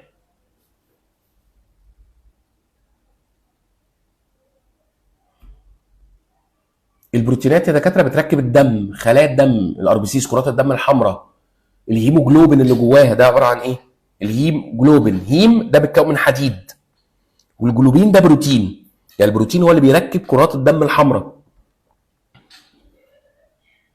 طبعا انتوا عارفين كرات الدم الحمراء دي جواها الهيموجلوبين، هو ده دوره ايه؟ اللي هو متكون من الحديد والبروتين، هو ده اللي بينقل الاكسجين في جسمنا. يعني انا خدت دلوقتي ايه نفس او خدت اكسجين، الاكسجين ده ازاي بيتنقل بقى لخلايا جسمي؟ دخل الرئه، ازاي بقى بيتنقل من الرئه لخلايا الجسم، يوصل بقى للمخ والعينيه والايديه والرجليه والقفايا، كل حته في جسمي. جاي لها الاكسجين ده منين؟ خلاص عن طريق في وسيله مواصلات بتنقله من الرئه للخلايا. وسيله المواصلات دي الهيموجلوبين، اللي هي كرات الدم الحمراء. الهيموجلوبين اللي فيها بيمسك في الاكسجين ويروح ينقله، ده التوك توك اللي هينقله بقى لباقي خلايا الجسم. طب الهيموجلوبين ده بيتركب من ايه؟ من الحديد ومن البروتين.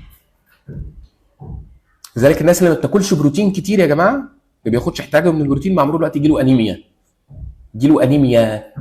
تلاقي الهيموجلوبين بقى ايه ما يتصنعش، فتلاقي نقل الاكسجين عنده وحش، فتلاقي الطاقه عنده قليله وعنده مشاكل، تلاقي وشه بقى مصفر ومدروخ ومسقط، مفيش طاقه في جسمه لان مفيش نقل اكسجين، فعمليات الحرق واقفه مش شغاله كويس.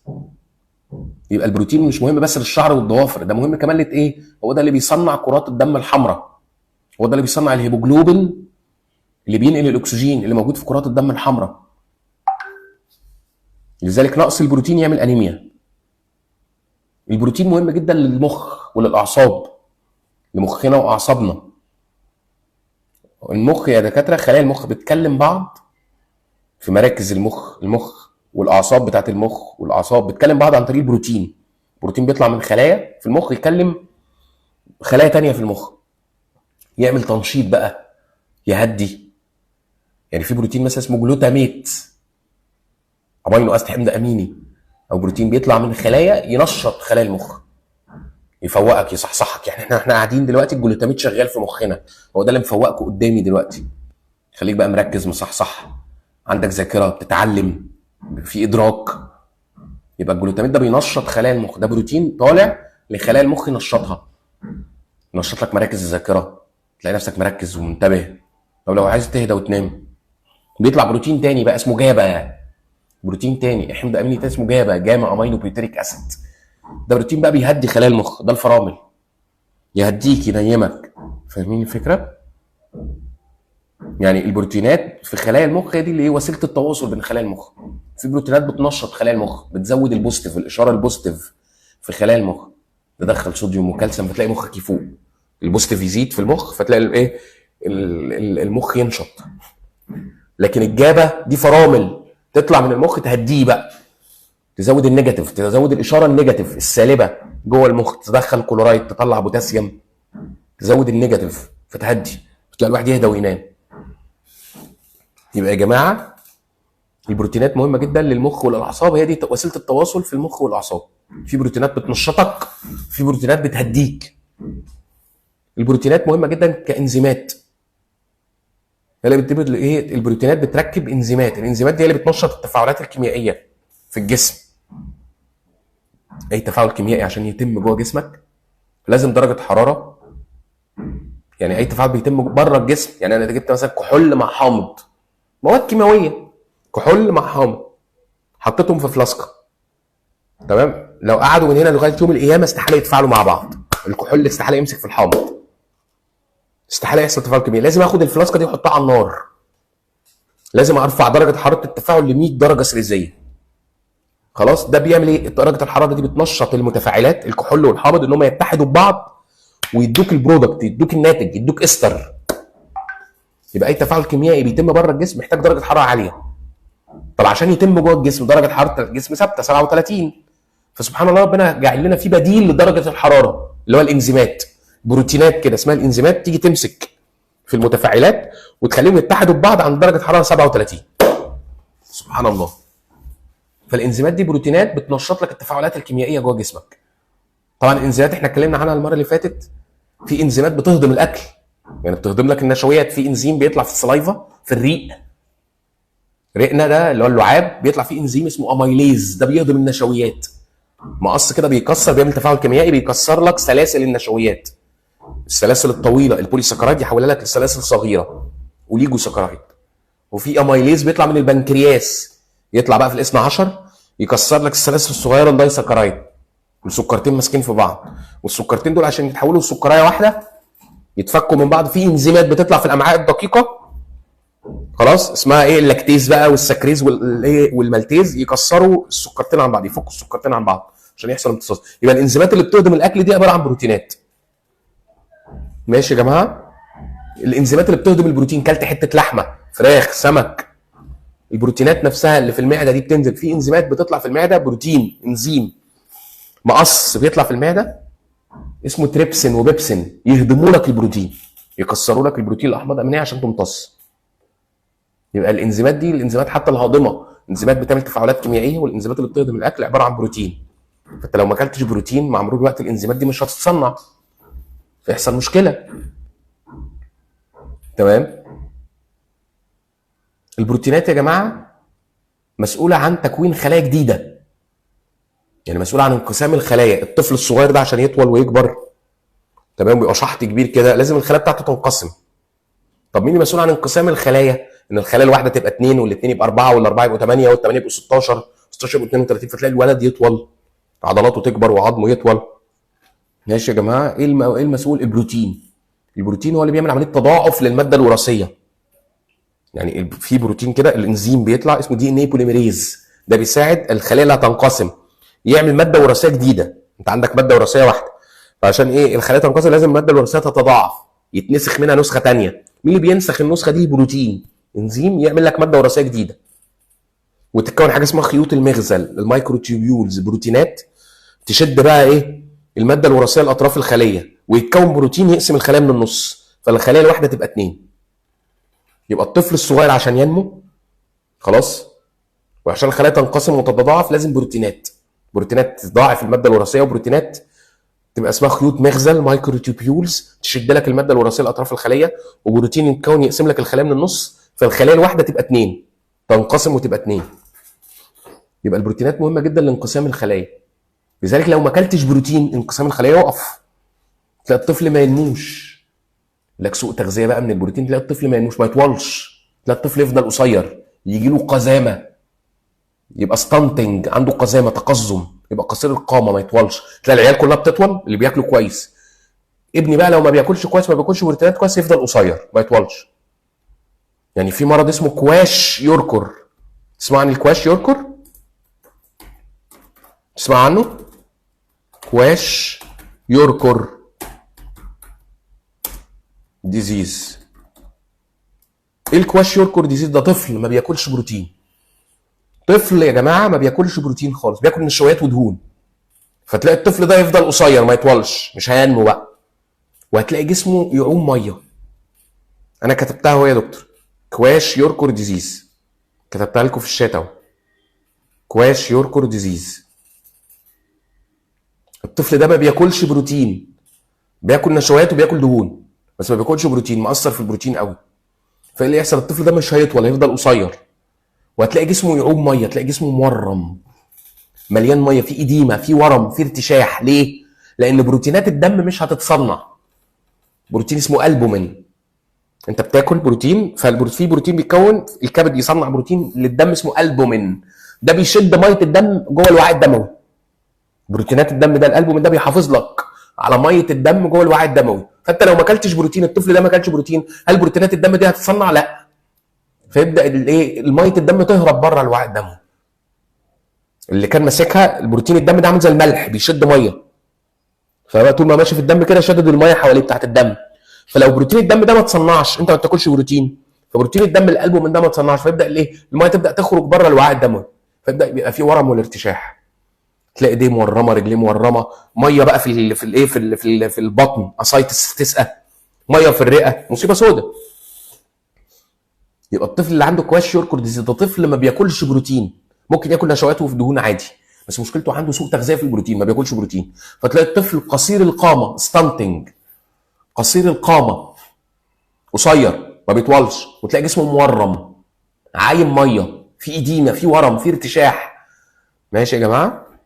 طب افرض الطفل يا دكتور ما اكلش بقى لا نشويات ولا دهون ولا بروتين، مجاعه، ده حاله اسمها مارزمس.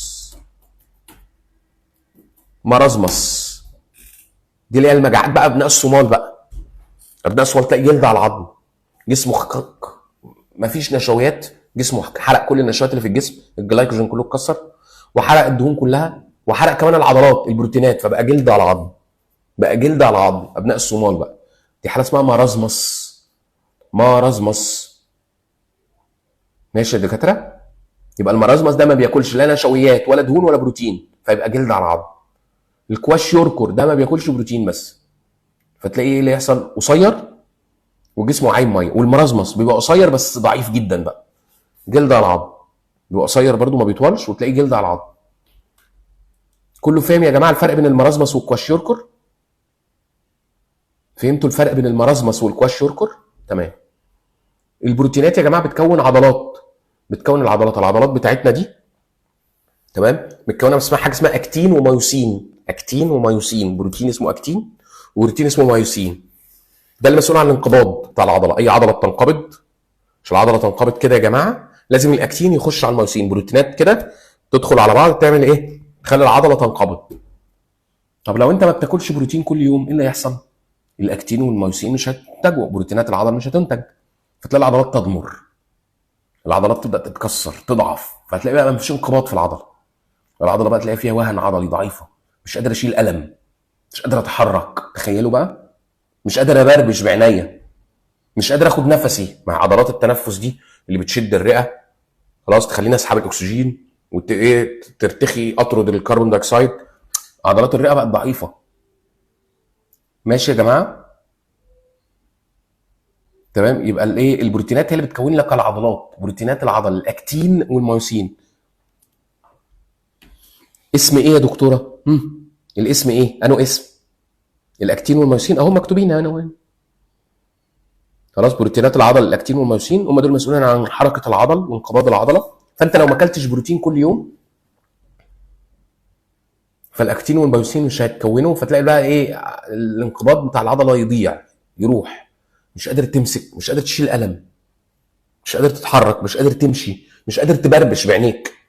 ما دي عضلات محتاجه انقباض، فانت لازم تاخد كل يوم احتياجك من البروتين عشان العضله تفضل في الكتله الطبيعيه بتاعتها، او الكتله بتاعتها تفضل ثابته. فانت ما بتاكلش بقى بروتينات فيحصل ضمور في العضلات، فتلاقي يحصل لك مشكله بقى في العضلات، بقى تلاقي واحد بقى مش قادر يتحرك. ماشي يا جماعه؟ احنا قلنا يا جماعه البروتينات بتكون لك كمان ايه؟ تعتبر وسيله تواصل بين الخلايا، سيلولار مازنجر، رسل، وسيله تواصل بين الخلايا بعضها ببعض. يعني اي خليه عايزه تكلم خليه بتكون بروتين، يروح يمسك في ايه؟ في بروتين تاني على الخليه الثانيه، يمسك في ريسبتور مستقبل، يمسك في كالون، بروتين كده ينتج زي المفتاح، يطلع من خليه يروح يتحد بكالون ليه على الخليه الثانيه في ريسبتور. ده بروتين برضو، الريسبتور ده بروتين. اول لما المفتاح يمسك في الكالون، يا خليه انشطي يا خليه اهدى، على حسب بقى الرساله. فاهمين الفكره؟ يبقى الخلايا بتكلم بعض، اي خليه بتكلم اختها عن طريق ايه؟ بروتينات. بروتين منتج من خليه يروح يتحد بايه؟ بكالون مستقبل ليه، ريسبتور على خليه ثانيه، فيبدا يقول للخليه الثانيه ايه الرساله. البروتينات بتصنع الايه؟ كرات الدم البيضاء او خلايا الدم البيضاء، وتصنع الاجسام المضاده، الانتي بوديز. الاجسام المضاده كده دي بتتصنع، دي اللي ايه؟ بتحمي الجسم، ده جيش المناعه اللي بيحمي الجسم ضد اي حاجه غريبه، اي غزو خارجي بقى، بكتيريا، فيروس.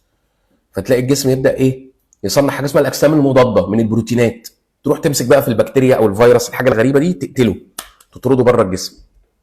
فانت طول ما انت بتاكل كل يوم بروتين تلاقي مناعتك قويه. طول ما انت كل يوم بتاكل بروتين تلاقي المناعه عندك ايه؟ قويه ما شاء الله. تلاقي بقى ما شاء الله تغذيتك حلوه وبتاكل بروتينات ومناعتك قويه، فتلاقي ايه؟ ما شاء الله صحتك احسن.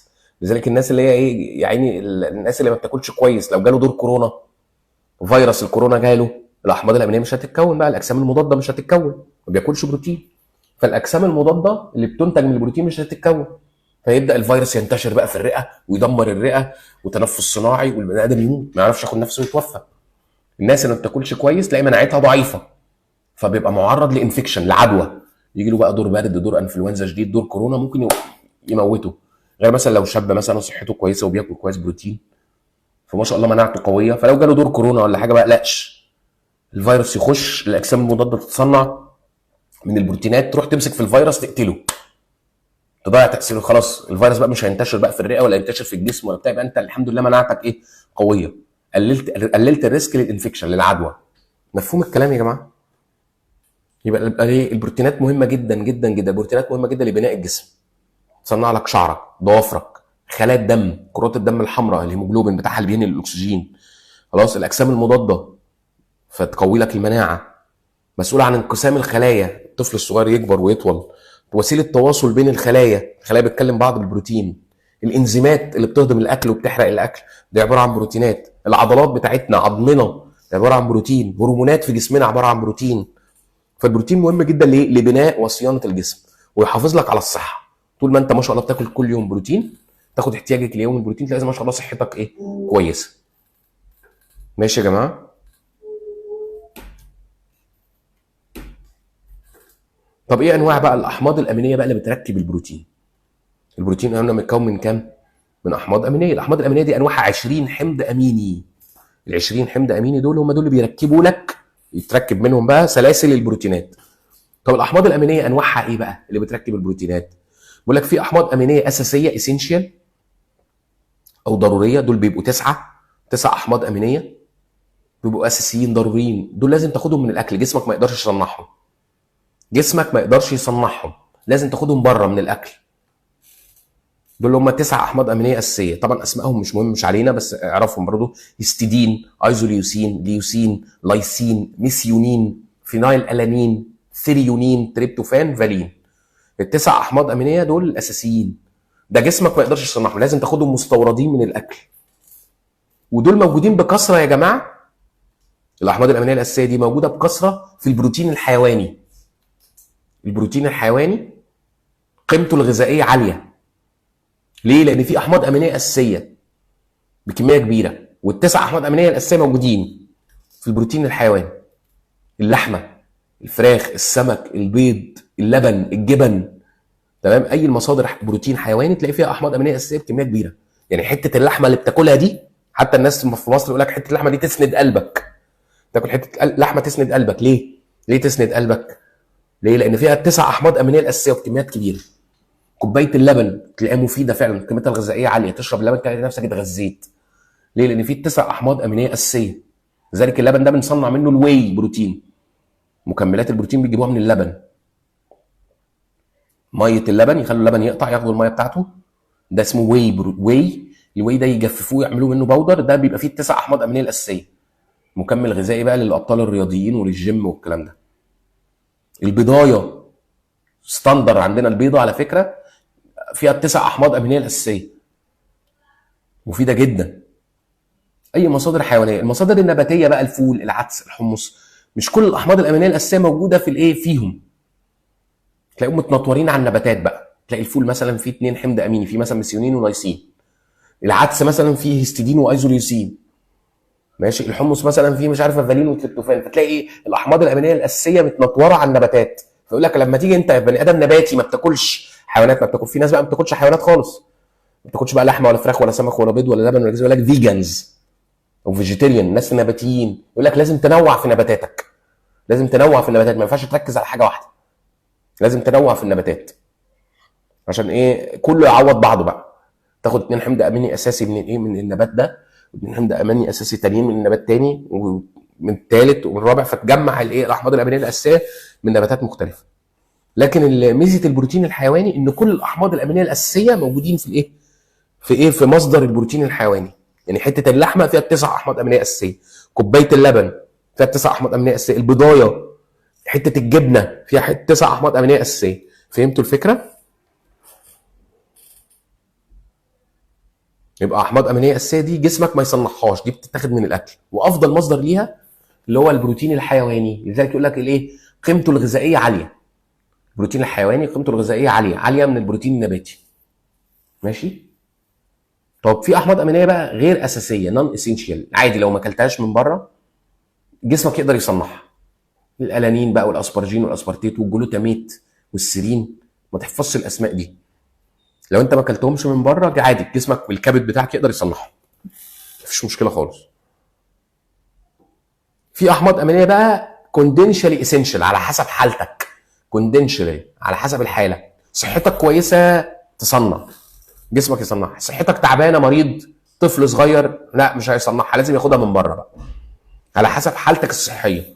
صحتك كويسه جسمك يقدر يصنعها، صحتك تعبانه، مريض او طفل او كده لسه، فتلاقي الجسم ايه، يبدا ايه، ما يصنعهاش، فلازم ياخدها من بره. الارجينين بقى والسيستين والجلوتامين والجلايسين والبرولين والتيروزين. اوكي يا جماعه؟ على حسب حالتك. يعني الاحماض الامينيه مهمه جدا، هي دي اللي بتصنع البروتينات. يعني مثلا بصوا يا جماعه، الاحماض الامينيه الاساسيه دي التريبتوفان والفالين دول اللي بيصنعوا لي الانسولين يا جماعه. الاحماض الامينيه الاساسيه دي اللي بتصنعوا الانسولين، هرمون الانسولين اللي بيحرق النشويات. انت لازم تاكل احماض امينيه اساسيه. ماشي يا جماعه؟ مثلا الجلوتامين ده بيزود المناعه، بيقوي المناعه جدا. الجلوتامين بيزود المناعه. ماشي. الجلايسين والبرولين دول اللي بيكونوا الكولاجين. الكولاجين اللي بيعمل الاستيستي في المفاصل وفي الاوعيه الدمويه. الكولاجين ده متكون من ايه؟ ده بروتين متكون من الجلايسين والبرولين وفيتامين سي داخل في تصنيعه. بص الفوائد. الارجينين ده ويصنع لك ماده اسمها نيتريك اوكسايد. ماده اسمها نيتريك اوكسايد دي بتوسع الاوعيه الدمويه، تظبط الضغط، توطي لك ضغطك. ماشي يا جماعه؟ مهم قوي. التيروزين ده مثلا بيصنع لك ايه؟ التيروزين ده يا جماعه بيصنع الثيروكسين، هرمون الغده الدرقيه اللي بينشط لك الحرق. التيروزين بيصنع لك ماده اسمها دوبامين، هرمون السعاده في المخ. التيروزين بيتصنع منه ماده الدوبامين اللي هي بتظبط لك مزاجك، تعمل لك سعاده، تحس ان انت فرحان سعيد، مزاجك متظبط. التيروزين ده ينتج لك دوبامين في مراكز الحركه، يظبط لك الحركه بتاعت جسمك، الناس اللي عندها نقص في التيروزين، نقص في الدوبامين، تلاقي يجيله شلل رعاش يا عيني، يجيله مرض اسمه الشلل الرعاش، تلاقي بقى كهرباء كتير تنزل في مراكز الايه الحركه، تلاقي يعني جسمه كله بيترعش، عنده شلل يا عيني رعاش، باركنسون. فبصوا اهميه الاحماض الامينيه الاساسيه والاحماض الامينيه بشكل عام في جسمنا. الجلوتاميت ده هو ده اللي وسيله التواصل في المخ، بينشط لك الايه الاعصاب. الجلوتاميت والاسبارتيت دول بينشطوا الجهاز العصبي. ماشي. فكل حمض اميني من دول ليه وظائف في جسمنا، ما ينفعش نقصر. فاكل البروتين لازم تاكل ايه؟ بروتينات. ماشي. في احماض امينيه لازم تاخدها من بره، اللي هي الاحماض الامينيه الاساسيه. في احماض امينيه جسمك يقدر ايه يعوضها، يعني الغير اساسيه. الكوندنشال دي على حسب حالتك بقى، صحتك كويسه هتصنعها، صحتك تعبانه لازم ايه تاخدها من بره، جسمك مش هيقدر يصنع. اوكي يا جماعه. الاحماض الامينيه الاطفال طبعا ما بيقدروش يصنعوا كل الاحماض الامينيه، فلازم ياكلوا كويس، لازم الطفل ياكل بروتين بكميه مظبوطه، كميه مناسبه ليه، عشان يفضل ينمو حلو، يبقى نموه كويس، ما يجيلوش سوء تغذيه، ما يبقاش قصير القامه، يبقى بيطول ما شاء الله، وزنه مظبوط وطوله مظبوط اكوردنج لسنه. فالاطفال لازم ياكلوا اكل صحي، لازم ياكلوا بروتينات من بره. في احماض امينيه حتى لو مش في الاكل مفيش مشكله، ما قلقش، كده كده جسمك يقدر يصنعها. في احماض امينيه الجسم يقدر يصنعها، دي يسموها نون اسينشال او ديسبنسابل، تعويضيه، جسمك يقدر يعوضك. ماشي. زي الالانين والاسبرجين والاسبرتيت والجلوتاميت والسيرين، دول جسمك يقدر يصنعهم لو انت ما اكلتهمش، لكن الباقي لا، الافضل انك تاخدهم من بره، لازم تاكلهم من بره. الاحماض الامينيه طبعا الاساسيه هي دي اللي بتحدد الاسينشال امينو اسيد، دي اللي بتحدد لك القيمه الغذائيه للبروتين، البيولوجيكال فاليو للبروتين. كل ما الايه الاحماض الامينيه الاساسيه تبقى موجوده في البروتين اللي انت بتاكله بكميات كبيره، يبقى ما شاء الله انت ايه البروتين ده كويس، ليه قيمه غذائيه عاليه. طبعا الاحماض الامينيه الاساسيه اكتر حاجه موجوده فيها البروتين الحيواني. البروتين الحيواني بقى اللحمه، الفراخ، السمك، البيض، الجبن، قيمتها الغذائيه عاليه. ليه؟ لان غنيه بالاحماض الامينيه الاساسيه. يعني طبق الفته ده، اللحمه اهي، ماشي، ممتازه، حته اللحمه دي فيها 9 احماض امينيه الاساسيه. تاكل حته اللحمه فعلا تسند قلبك، تصنع لك عضلات، تقويك. تاكل البضايه، تشرب اللبن. فاهم الفكره؟ القيمه الغذائيه عاليه. التسع احماض امينيه الاساسيه موجودين في البضايه، موجودين في كوبايه اللبن، موجودين في اللحمه، في الفراخ، في السمك. غير البروتين النباتي. البروتين النباتي بقى قيمته الغذائيه قليله شويه. الاحماض الامينيه الاساسيه قليله فيه في النباتات، ومش كلها متجمعه في نبات واحد، متنطورين على النباتات. يقول لك لذلك لما تيجي تاكل بروتين نباتي لازم تنوع. يعني يقول لك طبق الكشري ده ممتاز لانه ميكس، رز بقى على مكرونه على حمص على عدس على صلصه على بصل، فكله بيعوض بعضه، كله بيكمل. هتلاقي مثلا 2 حمض اميني في الايه في الكشري، في قصدي في الحمص، و2 حمض اميني في المكرونه، و2 حمض اميني تانيين غيرهم في الرز، و2 حمض اميني تانيين غيرهم في العدس، فكله بيكمل بعضه. طبق الكشري ده قيمته الغذائيه عاليه لانه كوكتيل نباتات مع بعض. ماشي. مصادر البروتين طبعا احنا قلنا المصادر الحيوانيه والمصادر النباتيه. المصادر الحيوانيه قلنا زي اللحمه طبعا بانواعها بقى، اللحمه الحمراء بقى، لحمه البقر والجاموس والغزلان والنعام. ماشي يا جماعه. وفي اللحم الابيض بقى، لحم الفراخ.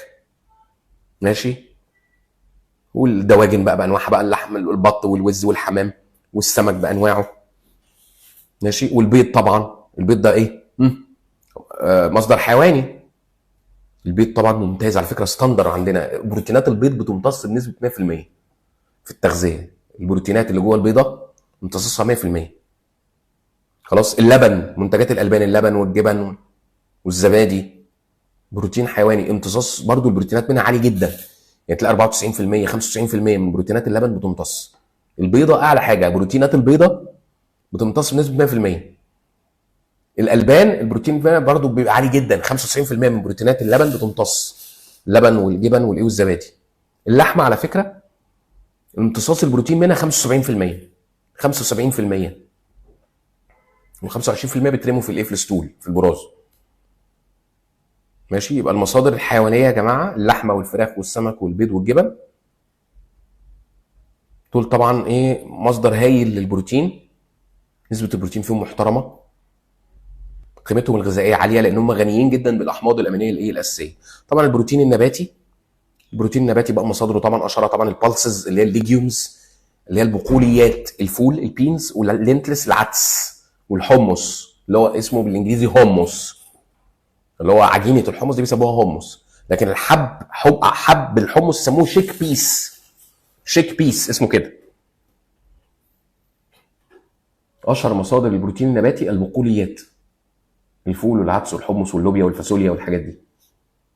وطبعا المكسرات، على فكره المكسرات فيها نسبه بروتين، اللب، السيدز فيه نسبه بروتين، الصويا طبعا، فول الصويا ده غني بالبروتين طبعا النباتي. بس خلي بالك البروتينات النباتيه بتبقى قيمتها الغذائيه قليله بسبب ان مش كل الاحماض الامينيه الاساسيه متجمعه في نبات واحد، متنطورين على النباتات. طب اشمعنى قلت المصادر دي يا دكتور هي مصادر البروتين؟ خلاص، لان فيها نسبه بروتين عاليه. يعني تلاقي السيرف، وحده التقديم، وحده التقديم السيرف فيه 7 جرام بروتين. يعني احنا عاملين زي ايه، بص يا جماعه، في حاجه كلمه سيرفنج او يونت، وحده التقديم. احنا كعلماء تغذيه عاملين لكل اكل خلاص موازين معينه. يعني مثلا ايه، السيرفنج بتاع اللبن، كوبايه اللبن في اي حته في العالم بقى، كوبايه اللبن اللي هي ايه 250 مللي او 240 مللي في اي حته في العالم، مصر، امريكا، استراليا، الكويت، السعوديه، البرازيل، اي دوله في العالم، قول سيرفنج اللبن عارفين اللي هم ايه، كوبايه اللبن اللي هي 240 مللي. ماشي. سيرفنج البيض، البضايه المتوسطه، سيرفنج اللحمه والفراخ والسمك 30 جرام. ماشي. فلما باجي احلل السيرف مثلا 30 جرام لحمه او فراخ او سمك، بلاقي فيها قد ايه، كام بروتين؟ 7 جرام بروتين. ال 30 جرام من اللحمه، 30 جرام فراخ، 30 جرام سمك، خلاص لما تيجي تحللهم بيحتووا على 7 جرام بروتين. يبقى ده مصدر من مصادر البروتين، فيهم نسبه بروتين محترمه. البضايه فيها 7 جرام بروتين، تبقى مصدر من مصادر البروتين. كوبايه اللبن لما تيجي تحلل البروتين فيها 7 جرام و8 جرام بروتين، يبقى مصدر من مصادر البروتين. فهمتوا الفكره؟ الفول، العدس، الحمص، الثلاث معالق فول مطهي او عدس مطهي او حمص مطهي فيهم 7 جرام بروتين، يبقى مصدر من مصادر البروتين النباتي. حفنه اللب، المكسرات فيهم نسبه بروتين محترمه. فاهمين الفكره؟ فهمتوا ليه بقول ده الاكل ده مصدر من مصادر البروتين؟ لان ايه، السيرف منه، وحده التقديم، الميزان المتفق عليه بيننا كدكاتره تغذيه لما جينا نحلل فيه نسبه بروتين محترمه. اللحمه فيها بروتين بكميه محترمه، الفراخ، السمك، البيض، اللبن، الجبن، الزبادي، البقوليات، فدول تعتبر مصادر من مصادر البروتين. طبعا في بيقول لك ايه، طبعا ايرلندا الشماليه، نورثن ايرلاند، ايرلندا الشماليه دول عندهم بقى مزارع خضراء كتير، فبي معتمدين على الثروه الحيوانيه، بيربوا بقى بقر وجاموس، فتلاقي استهلاكهم عالي، بينتجوا بقى كميات لحمه كتيره ولبن كتير وجبن كتير. ايرلندا الشماليه مشهوره بالثروه الحيوانيه، فتلاقي اكلهم كتير فيه نسبه بروتين عاليه. يبقى سكان ايرلندا الشماليه بياكلوا لحمه ومنتجات اللحمه والالبان بكميات كبيره. مصر مثلا الناس طبعا تلاقي البروتين الحيواني عندهم بياكلوا كميه قليله يعني. اللحمه غاليه بقى دلوقتي، الكيلو ب 450 و500 جنيه، الناس ما عندهاش مقدره انها تجيب ايه، هتجيب لحمه. والفراخ، كيلو الفراخ غالي، والسمك غالي، والبيضه غليت ما بقتش زي الاول. تمام، يعني انا مش قادر اجيب لحمه، خلاص كل بيض بقى، لحمه فراخ سمك، هات لك بيضايه. البيضه دلوقتي بكام؟ ب 5 جنيه 6 جنيه البيضه. كيلو اللبن ب 30 40 جنيه، هات لك كيلو لبن ليك ولعيالك. خلاص. جبنه، يعني سيرف الجبنه، يعني مثلا يا جماعه شريحه الجبنه الرومي او الشيدر او الفلامنك، الجبنه الشريحه الواحده فيها 7 جرام بروتين. الشريحه الواحده كانك كلت حته لحمه. شريحه الجبنه الرومي او الفلامنك او الشيدر، ماشي، دي سيرف فيها 7 جرام بروتين. تمام. معلقتين الجبنه، في جبنه بتاخد بالمعلقه، الموتزاريلا، الجبنه البيضاء، الجبنه الثلاجه المطبوخه، الجبنه اللي بتاخد بالمعلقه، معلقتين الجبنه فيهم 7 جرام بروتين. الجبنه القريش 3 معالق، الجبنه القريش يا جماعه الكوتج تشيز 3 معالق، 3 معالق دي بسيرف فيهم 7 جرام بروتين. ماشي يا جماعه، كانك كلت حته لحمه. الناس يعني اللي مش قادره تجيب لحمه ولا فراخ ولا سمك ممكن ياكل ايه، ياكل بيضه، كوبايه لبن، ماشي، شريحه جبنه، معلقتين جبنه. فاهمين الفكره؟ وطبعا الفول طبعا يعتبر رخيص، يعني الفول طبعا، بس طبعا قيمته الغذائيه قليله شويه، يعني ما ينفعش تعتمد على الفول لوحده، لازم تنوع في النباتات بقى، يعني فول وتاكل مع عيش وتاكل معاه شويه خضار وجرجير وفجل ومش عارفه ايه وعدس، مش عارف. افضل حاجه الكشري، طبق الكشري ده قيمته الغذائيه عاليه جدا، لان مجموعه نباتات متجمعين مع بعض، فتجمع الاحماض الامينيه الاساسيه، كله يعوض بعضه، كله يكمل بعضه. ماشي يا جماعه؟ في زنه في المايك يا دكاتره؟ المشكله دي عندكم كلكم ولا عند دكتوره جيلان بس؟ يعني انا عايز اعرف بس، معلش يا جماعه، يعني ابعتوا لي المشكله دي عند دكتوره جيلان ولا مع الناس كلها؟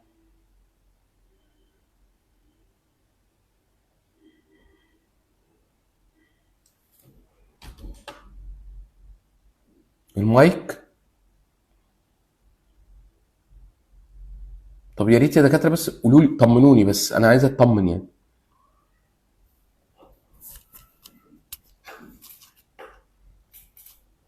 مم.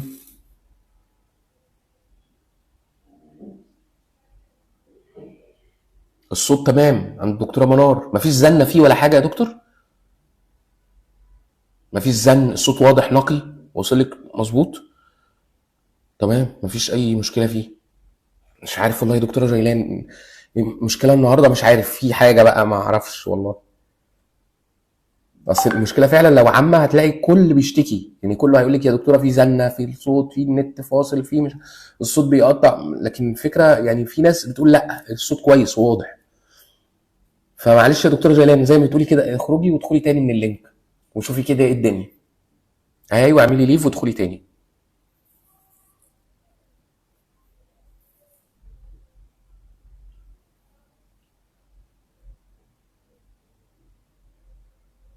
البروتين كومبلمنتيشن بقى، بروتين كومبلمنتيشن اللي هو تكامل البروتين، تكامل البروتين، يعني كل بروتين بيكمل التاني، خصوصا ده البروتين النباتي.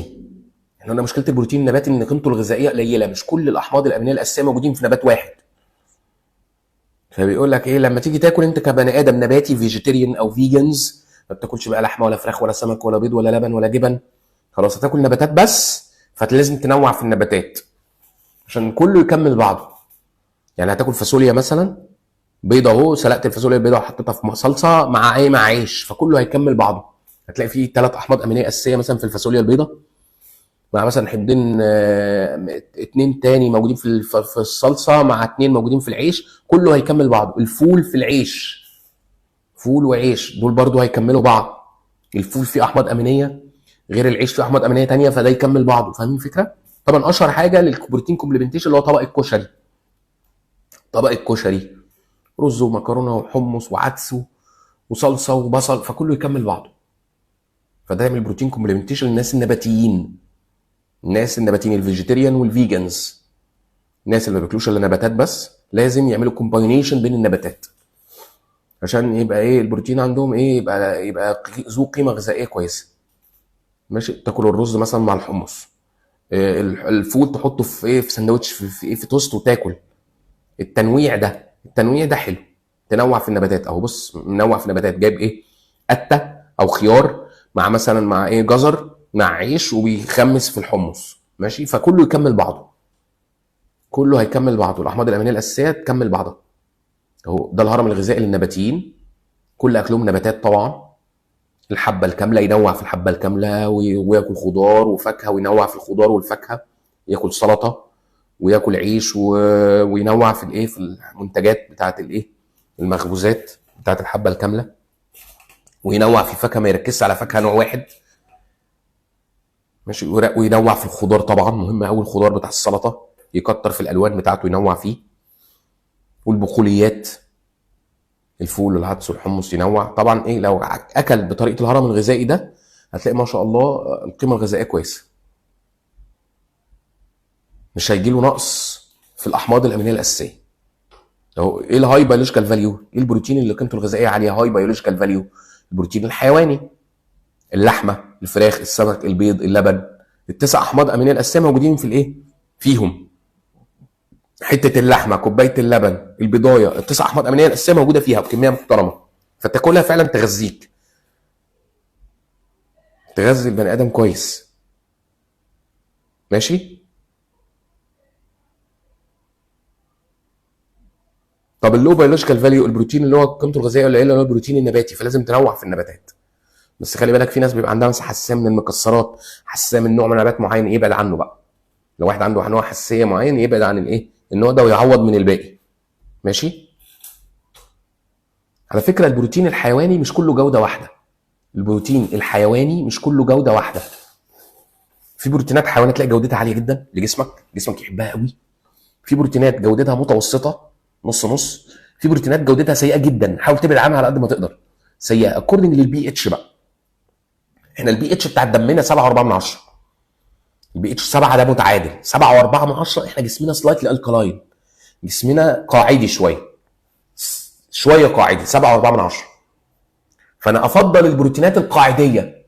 يعني لو بروتين انا هاكل بروتين من بره يبقى شبه طبيعه جسمي، يبقى قاعدي، يبقى ده الكواليتي بتاعته عاليه، جسمي يستفيد منه، ما يعمليش مشاكل، ما ياثرليش في ايه، في قاعديه الدم. فاهمين الفكره؟ لكن في بروتينات حامضيه لو كلتها تاثر، تعمل حموضه في الدم، تعمل لك مشاكل بقى. تمام يا دكاتره؟ هم بيقيسوها بقى، يعني ليها طرق معينه. العلماء بيفحصوا البروتينات الموجوده في المصادر البروتين الحيواني، ويبداوا يشوفوا البروتين ده قاعدي، البروتين ده حامضي، هنتكلم عنها دلوقتي. فمثلا افضل نوع بروتين يا جماعه الهاي كواليتي بروتين، الواي بروتين اللي هو جاي من اللبن.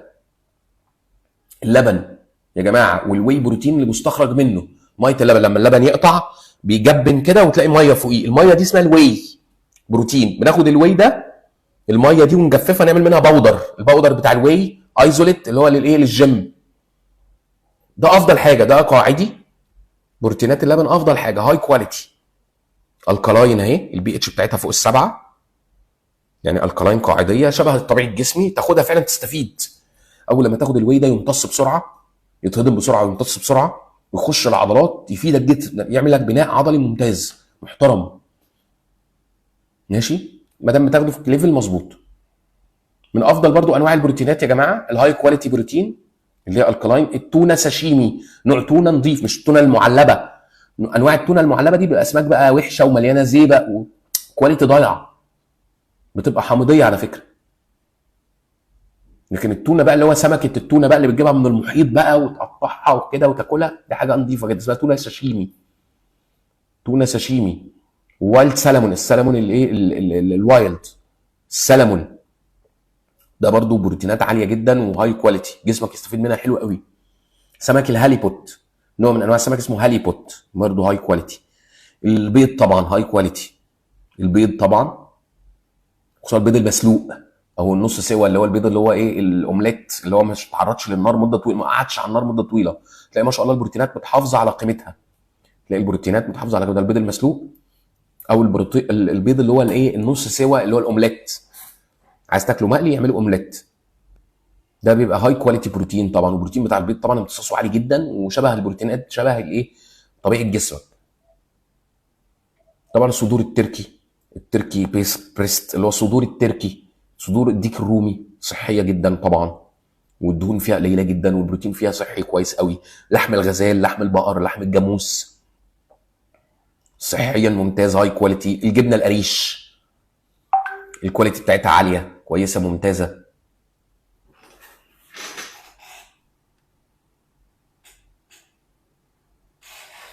ماشي، الجبنه قريش، الكوتج تشيز، السردين. ماشي كده، ده دخلنا بقى في المتوسط، الحاجات بقى اللي هي متوسطه الجوده. الاوستريتش، لحم النعام، تي اتش 7، ابتدى يبقى ايه، يعني ايه، يعني دخلنا بقى ايه بقى، متوسط الجوده. صدور الفراخ متوسطه الجوده. الموزه، الليجو فلامب، اللي هي ايه، الرجل بتاعت الفخده، الضاني، الفخده الضاني بتاعت الخرفان، ماشي، الجوده بتاعتها متوسطه، ما تسرفش فيها، ما تاكلش منها كتير. الصويا بروتينات الصويا متوسطه الجوده، ماشي، وما تسرفش فيها قوي برضو، ان منتجات الصويا فيها مواد فلافونويد شبه الهرمونات الانثويه، تعمل لك مشاكل، تاثر على الذكوره عند الرجاله وتاثر على البنات برضو. فالصويا ما بنفضلهاش قوي. ليه بقى موجوده بقى؟ طبعا الصويا دي بيستخدموها بقى فين؟ في اسيا بقى موجوده بقى في اللانشون والبرجر والبلو بيف والتوفو. لحم الخنزير والعياذ بالله طبعا ده حامضي. لحم الخنزير الكواليتي بتاعته سيئه جدا، حامضي، يعمل لك حمضيه في الدم، مؤذي. ولحم الخنزير على فكره فيه ديدان في اللحمه بتاعته، لانه بياكل فضلات، بياكل براز وبياكل فضلات وبياكل زباله الخنازير. فتلاقي اللحمه نفسها ملوثه، فيها نسبه سموم رهيبه، ونسبه الاوميجا 6 اللي بتعمل التهابات شديده قوي في لحم الخنزير. هو حامضي، فالكواليتي بتاعته، لذلك سبحان الله ربنا محرم علينا لحم الخنزير، لانه فعلا ضار يأذيك، لو كلته تأذيك، هيأذي الجسم. وفي ديدان في اللحمه بتاعته، تينيا، نوع من انواع التينيا اسمها تينيا سوليوم، نوع من انواع الديدان خطر جدا. البيض المقلي على فكره لما تعرض البيض لدرجات حراره عاليه في القلي، تمام، البروتين تركيبه بيتغير، بيتحول من قاعدي لحامضي. فما تقليش البيض وتعرضه لدرجه حراره عاليه، البروتين نفسه بيتغير تركيبه. كل البروتينات بقى ايه، كل اللحوم الصناعيه، اللحمه المفرومه الصناعي اللي هي المجمده، الجراوند بيف، لكن لحمه بقى جايبها من الجزار وقطعها لك وفرمها لك، ماشي، دي حلوه، دي جودتها حلوه. لكن لحمه مفرومه مجمده لا، تبقى كلها دهون ضاره وخطر، والبروتين فيها مش مضمون، ويبقى فيها صويا جودتها اي كلام. خلاص، بتعمل على فكره كوارث. اللحوم المصنعه دي بتبقى مصنعه، فاهمين الفكره يا جماعه؟ بتعمل سرطانات وبتعمل كوارث وبتعمل حمضيه في الدم وبتعمل التهابات ومشاكل في الحياه. يا ريت نبعد عن الهوت دوج والسوسيس، ماشي، والتونه المعلبه ما تكترش منها، مليانه زيبق، تبقى حمضيه. واللانشون، لحم اللانشون خطر جدا، الحاجات دي خطر جدا وتزود ريسك للسرطانات. ويبقى فيها مواد حافظه طبعا، عشان تحافظ على اللحمه دي ومجمده وكده وبتاع، مواد حافظه، مواد حافظه تحافظ على اللون. تلاقي اللانشون لونه فاتح، حاطين ماده اسمها نايتريتس، ماده حافظه اسمها نايتريتس. الماده دي على فكره في المعده بتتحول لماده بتعمل سرطان معده، ماده اسمها نيوتروزامين، تعمل سرطان معده والعياذ بالله، نسال الله العفو والعافيه. فيا ريت نقلل من اللانشون والسوسيس والبرجر والهوت دوج. حاجات اللحوم المصنعه دي خطر جدا، حامضيه، جودتها قليله جدا، فيها مواد حافظه مؤذيه للجسم، تعمل سرطانات ومشاكل. تمام يا جماعه؟ فيا ريت نبعد عنها، تركيبها غلط، تركيبها مخالف لجسمنا. جسمنا بتبدا تعمل التهابات في الجسم، مشاكل في الجسم، ماشي. يبقى مش كل البروتين الحيواني جودته واحده، في بروتينات حيوانيه جودتها عاليه جدا، في بروتينات حيوانيه جودتها متوسطه، في بروتينات حيوانيه جودتها قليله. طب احنا احتياجنا من البروتين قد ايه في اليوم؟ اكوردنج لوزنك. طب المفروض تاخد 20% من سعراتك بروتين. لو انت هتحسب اكوردنج للوزن، المفروض تاخد 1 جرام لكل كيلو، 1 جرام لكل كيلو. ممكن يبقى 1 و2، 1 ونص، 1 و2 جرام لكل كيلو، او 1 ونص جرام لكل كيلو. ماشي يا جماعه؟ توزن نفسك وتدي لنفسك 1 و2 جرام لكل كيلو. طبعا الابطال الرياضيين بيزودوا، بطل رياضي بقى وبيشيل اوزان او بيجري كتير وبتاع، فالتمزقات العضليه عنده اكتر، فلازم يكتر البروتين. ممكن البروتين يوصل معاهم ل 1.8، 1 ونص، 1.8 جرام لكل كيلو، لان بيتكسر عنده بروتين كتير يوميا بسبب التدريبات العاليه. طبعا بتوع كمال الاجسام بياخدوا بروتين بنسبه اعلى، 2 ونص جرام لكل كيلو، عشان يكبر وعايز يوصل بقى الماكسيمم ماسل ليفل، عضلاته بقى تكبر، تبقى اوصل لاقصى حاجه اللي هو بجرامي. عارفين بجرامي ده؟ عشان يحافظ على الكتله العضليه الكبيره دي. طبعا هو بياخدوا هرمونات، مصيبه سودة، كارثه، بس لازم ياخدوا بروتين بكميه كبيره. لذلك بياخدوا مكملات بكميات كبيره قوي، لانه لازم ياخد كل يوم 2 ونص جرام لكل كيلو جرام من وزنه، فياخد كميات كبيره قوي من البروتين. انا بتكلم بقى عن الناس العاديه اللي هو احنا، المفروض ناخد 1.2 جرام لكل كيلو، 1.2 جرام لكل كيلو، اللي هو حوالي، يعتبر حوالي 20% من السعرات جايه من البروتين. 50 ل 60% من البروتينات اللي بتاكلها تكون جايه من هاي كواليتي او هاي بيولوجيكال فاليو، بروتين ذو قيمه غذائيه عاليه. يبقى نص البروتينات اللي بتاكلها تبقى بروتين حيواني، والنص الثاني بروتين نباتي، وتنوع في النباتات. ماشي يا جماعه؟ طبعا لو واحد كاتابوليك ستيت، جسمه بيحرق جامد، في ناس يا جماعه عندها الحرق عالي قوي، واحد بقى سام في جراحه، عمل جراحه عامه، جرح كبير جدا في بطنه مثلا، جرح جامد نتيجه الجراحه، يعني واحد اتحرق، جسمه محروق، ماشي، حادثه شديده، فالجسم بيبقى في حاله حرق رهيبه، بيحرق البروتين بطريقه رهيبه. فلازم ازود له البروتين، ازود له النيدز، ادي له بروتين بنسبه عاليه شويه. يعني ممكن اوصل له البروتين ل 1.8، 1 ونص، 1.2 جرام لكل كيلو، لان جسمه بيحرق بروتين كتير، جسمه عايز يعوض وفي فتره نقاهه، عايز يجدد الجلد اللي اتحرق، عايز يبقى فيه بروتين عالي يقفل له الجرح. فاهم الفكره؟ جسمه عايز يتقوى فتره نقاهه، فلازم اديلهم بروتينات عاليه شويه. ماشي، لازم ياخد كالوريز من البروتين بشكل كافي عشان جسمه يرجع يتبني تاني، يرجع زي الاول، صحته تبقى احسن. ماشي يا دكتور. دكتوره جيلان اتفضلي، ايه استفسارك؟ اتفضلي يا فندم. استفسار حضرتك ايه؟ مريض كانسر اجرى استئصال كامل للمعده ومفيش امتصاص وهضم للبروتين، ايه المكملات بقى؟ لا ياخد بقى احماض امينيه بقى، يعني مفيش هضم للبروتين، هياخد واي، الواي هضمه هيبقى ضعيف في المعده. ما الواي بروتين ده بروتين سلاسل البروتين بتتكسر في المعده، بتتهضم في المعده، فهو عنده هضم البروتين ضعيف، فادخل له احماض امينيه اساسيه بقى، ياخد بقى كارنيتين وكرياتين واحماض امينيه اساسيه تخش الدم على طول. يعني ممكن اديله كمان احماض امينيه في الدم، او احماض امينيه في الامعاء الدقيقه.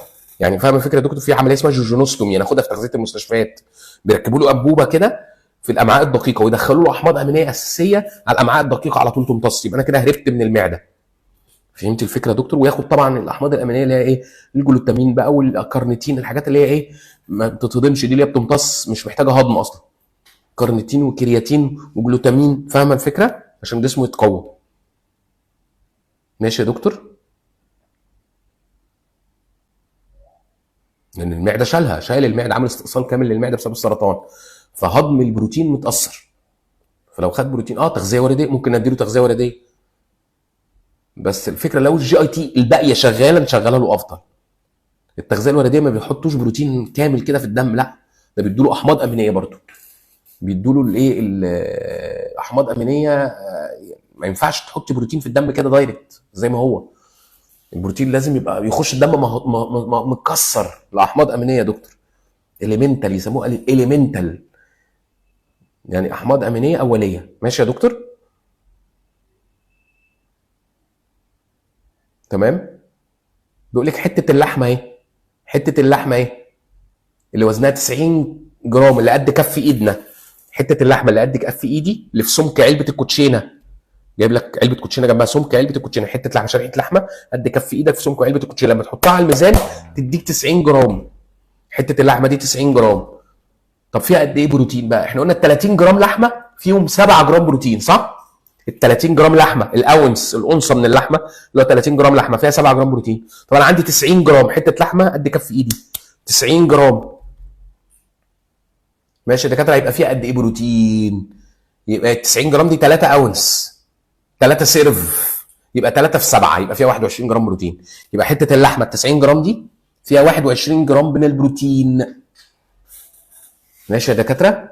حته اللحمه ال 90 جرام، ال 30 جرام فيهم 7، يبقى ال 90 جرام فيهم كام؟ خلاص؟ يبقى فيهم كام؟ 3 في 7 يبقى فيهم 21 جرام بروتين. وكذلك ربع الفرخه، يعني في واحد يقول لي يا دكتور انا ما باكلش 30 جرام فراخ، انا بوزن 30 جرام فراخ واكلها اللي هم فيهم 7 جرام بروتين، انا باكل ربع فرخه ورك او صدر. ربع الفرخه لما تيجي تشيل منه العظم وتوزنه يديك 90 جرام، في برضه 21 جرام، يبقى ربع الفرخه ورك او صدر فيه 21 جرام بروتين. السمكايه المتوسطه، السمكه البوري البولتي المتوسطه دي برضه بتبقى حوالي ايه؟ 90 جرام. فكميه البروتين اللي فيها 21 جرام بروتين. ماشي يا جماعه؟ لان ال 30 جرام فيهم 7. طب انا اكلت حته لحمه او فرخه او سمك في 90 جرام، يبقى 3 سيرف، 3 اونس، يبقى 3 في 7 ب 21 جرام بروتين. ال 30 جرام فيهم 7 يبقى ال 90 فيهم 21 جرام. اوكي يا جماعه؟ تمام. احنا كده خلصنا ايه؟ محاضره بتاعه البروتين. محاضره البروتين خلصت، هناخد ريست، نصلي العصر ونرجع ناخد الدهون. احنا كده خلصنا البروتينات، عرفنا البروتينات فوائدها ايه في الجسم، اهميتها ايه، انواع الاحماض الامينيه اللي فيها. ماشي، احتياجنا من البروتين اليومي قد ايه، مصادر البروتين الحيواني والنباتي. حد عنده اي سؤال في اللي فات؟ دكاتره، دكتوره ايمان، دكتوره جيلان، دكتوره منار، دكتوره رشا، في حد عنده اي سؤال في اللي فات؟ حد عنده اي سؤال يا جماعه؟ تمام، هناخد ريست كده، نصلي العصر ونرجع. يعني ادوني بس ريست كده، يعني ربع ساعه تلت ساعه، ربع ساعه تلت ساعه بالظبط. الساعه دلوقتي كام؟ 5. هنرجع على 5 وربع، 5 وتلت بكتيره ان شاء الله. نصلي العصر ونرجع ان شاء الله نشرح الدهون بقى. بالتوفيق ان شاء الله يا دكاتره. السلام عليكم. هنرجع تاني ان شاء الله، هنرجع تاني ان شاء الله. ناخد الريست، نصلي ونرجع.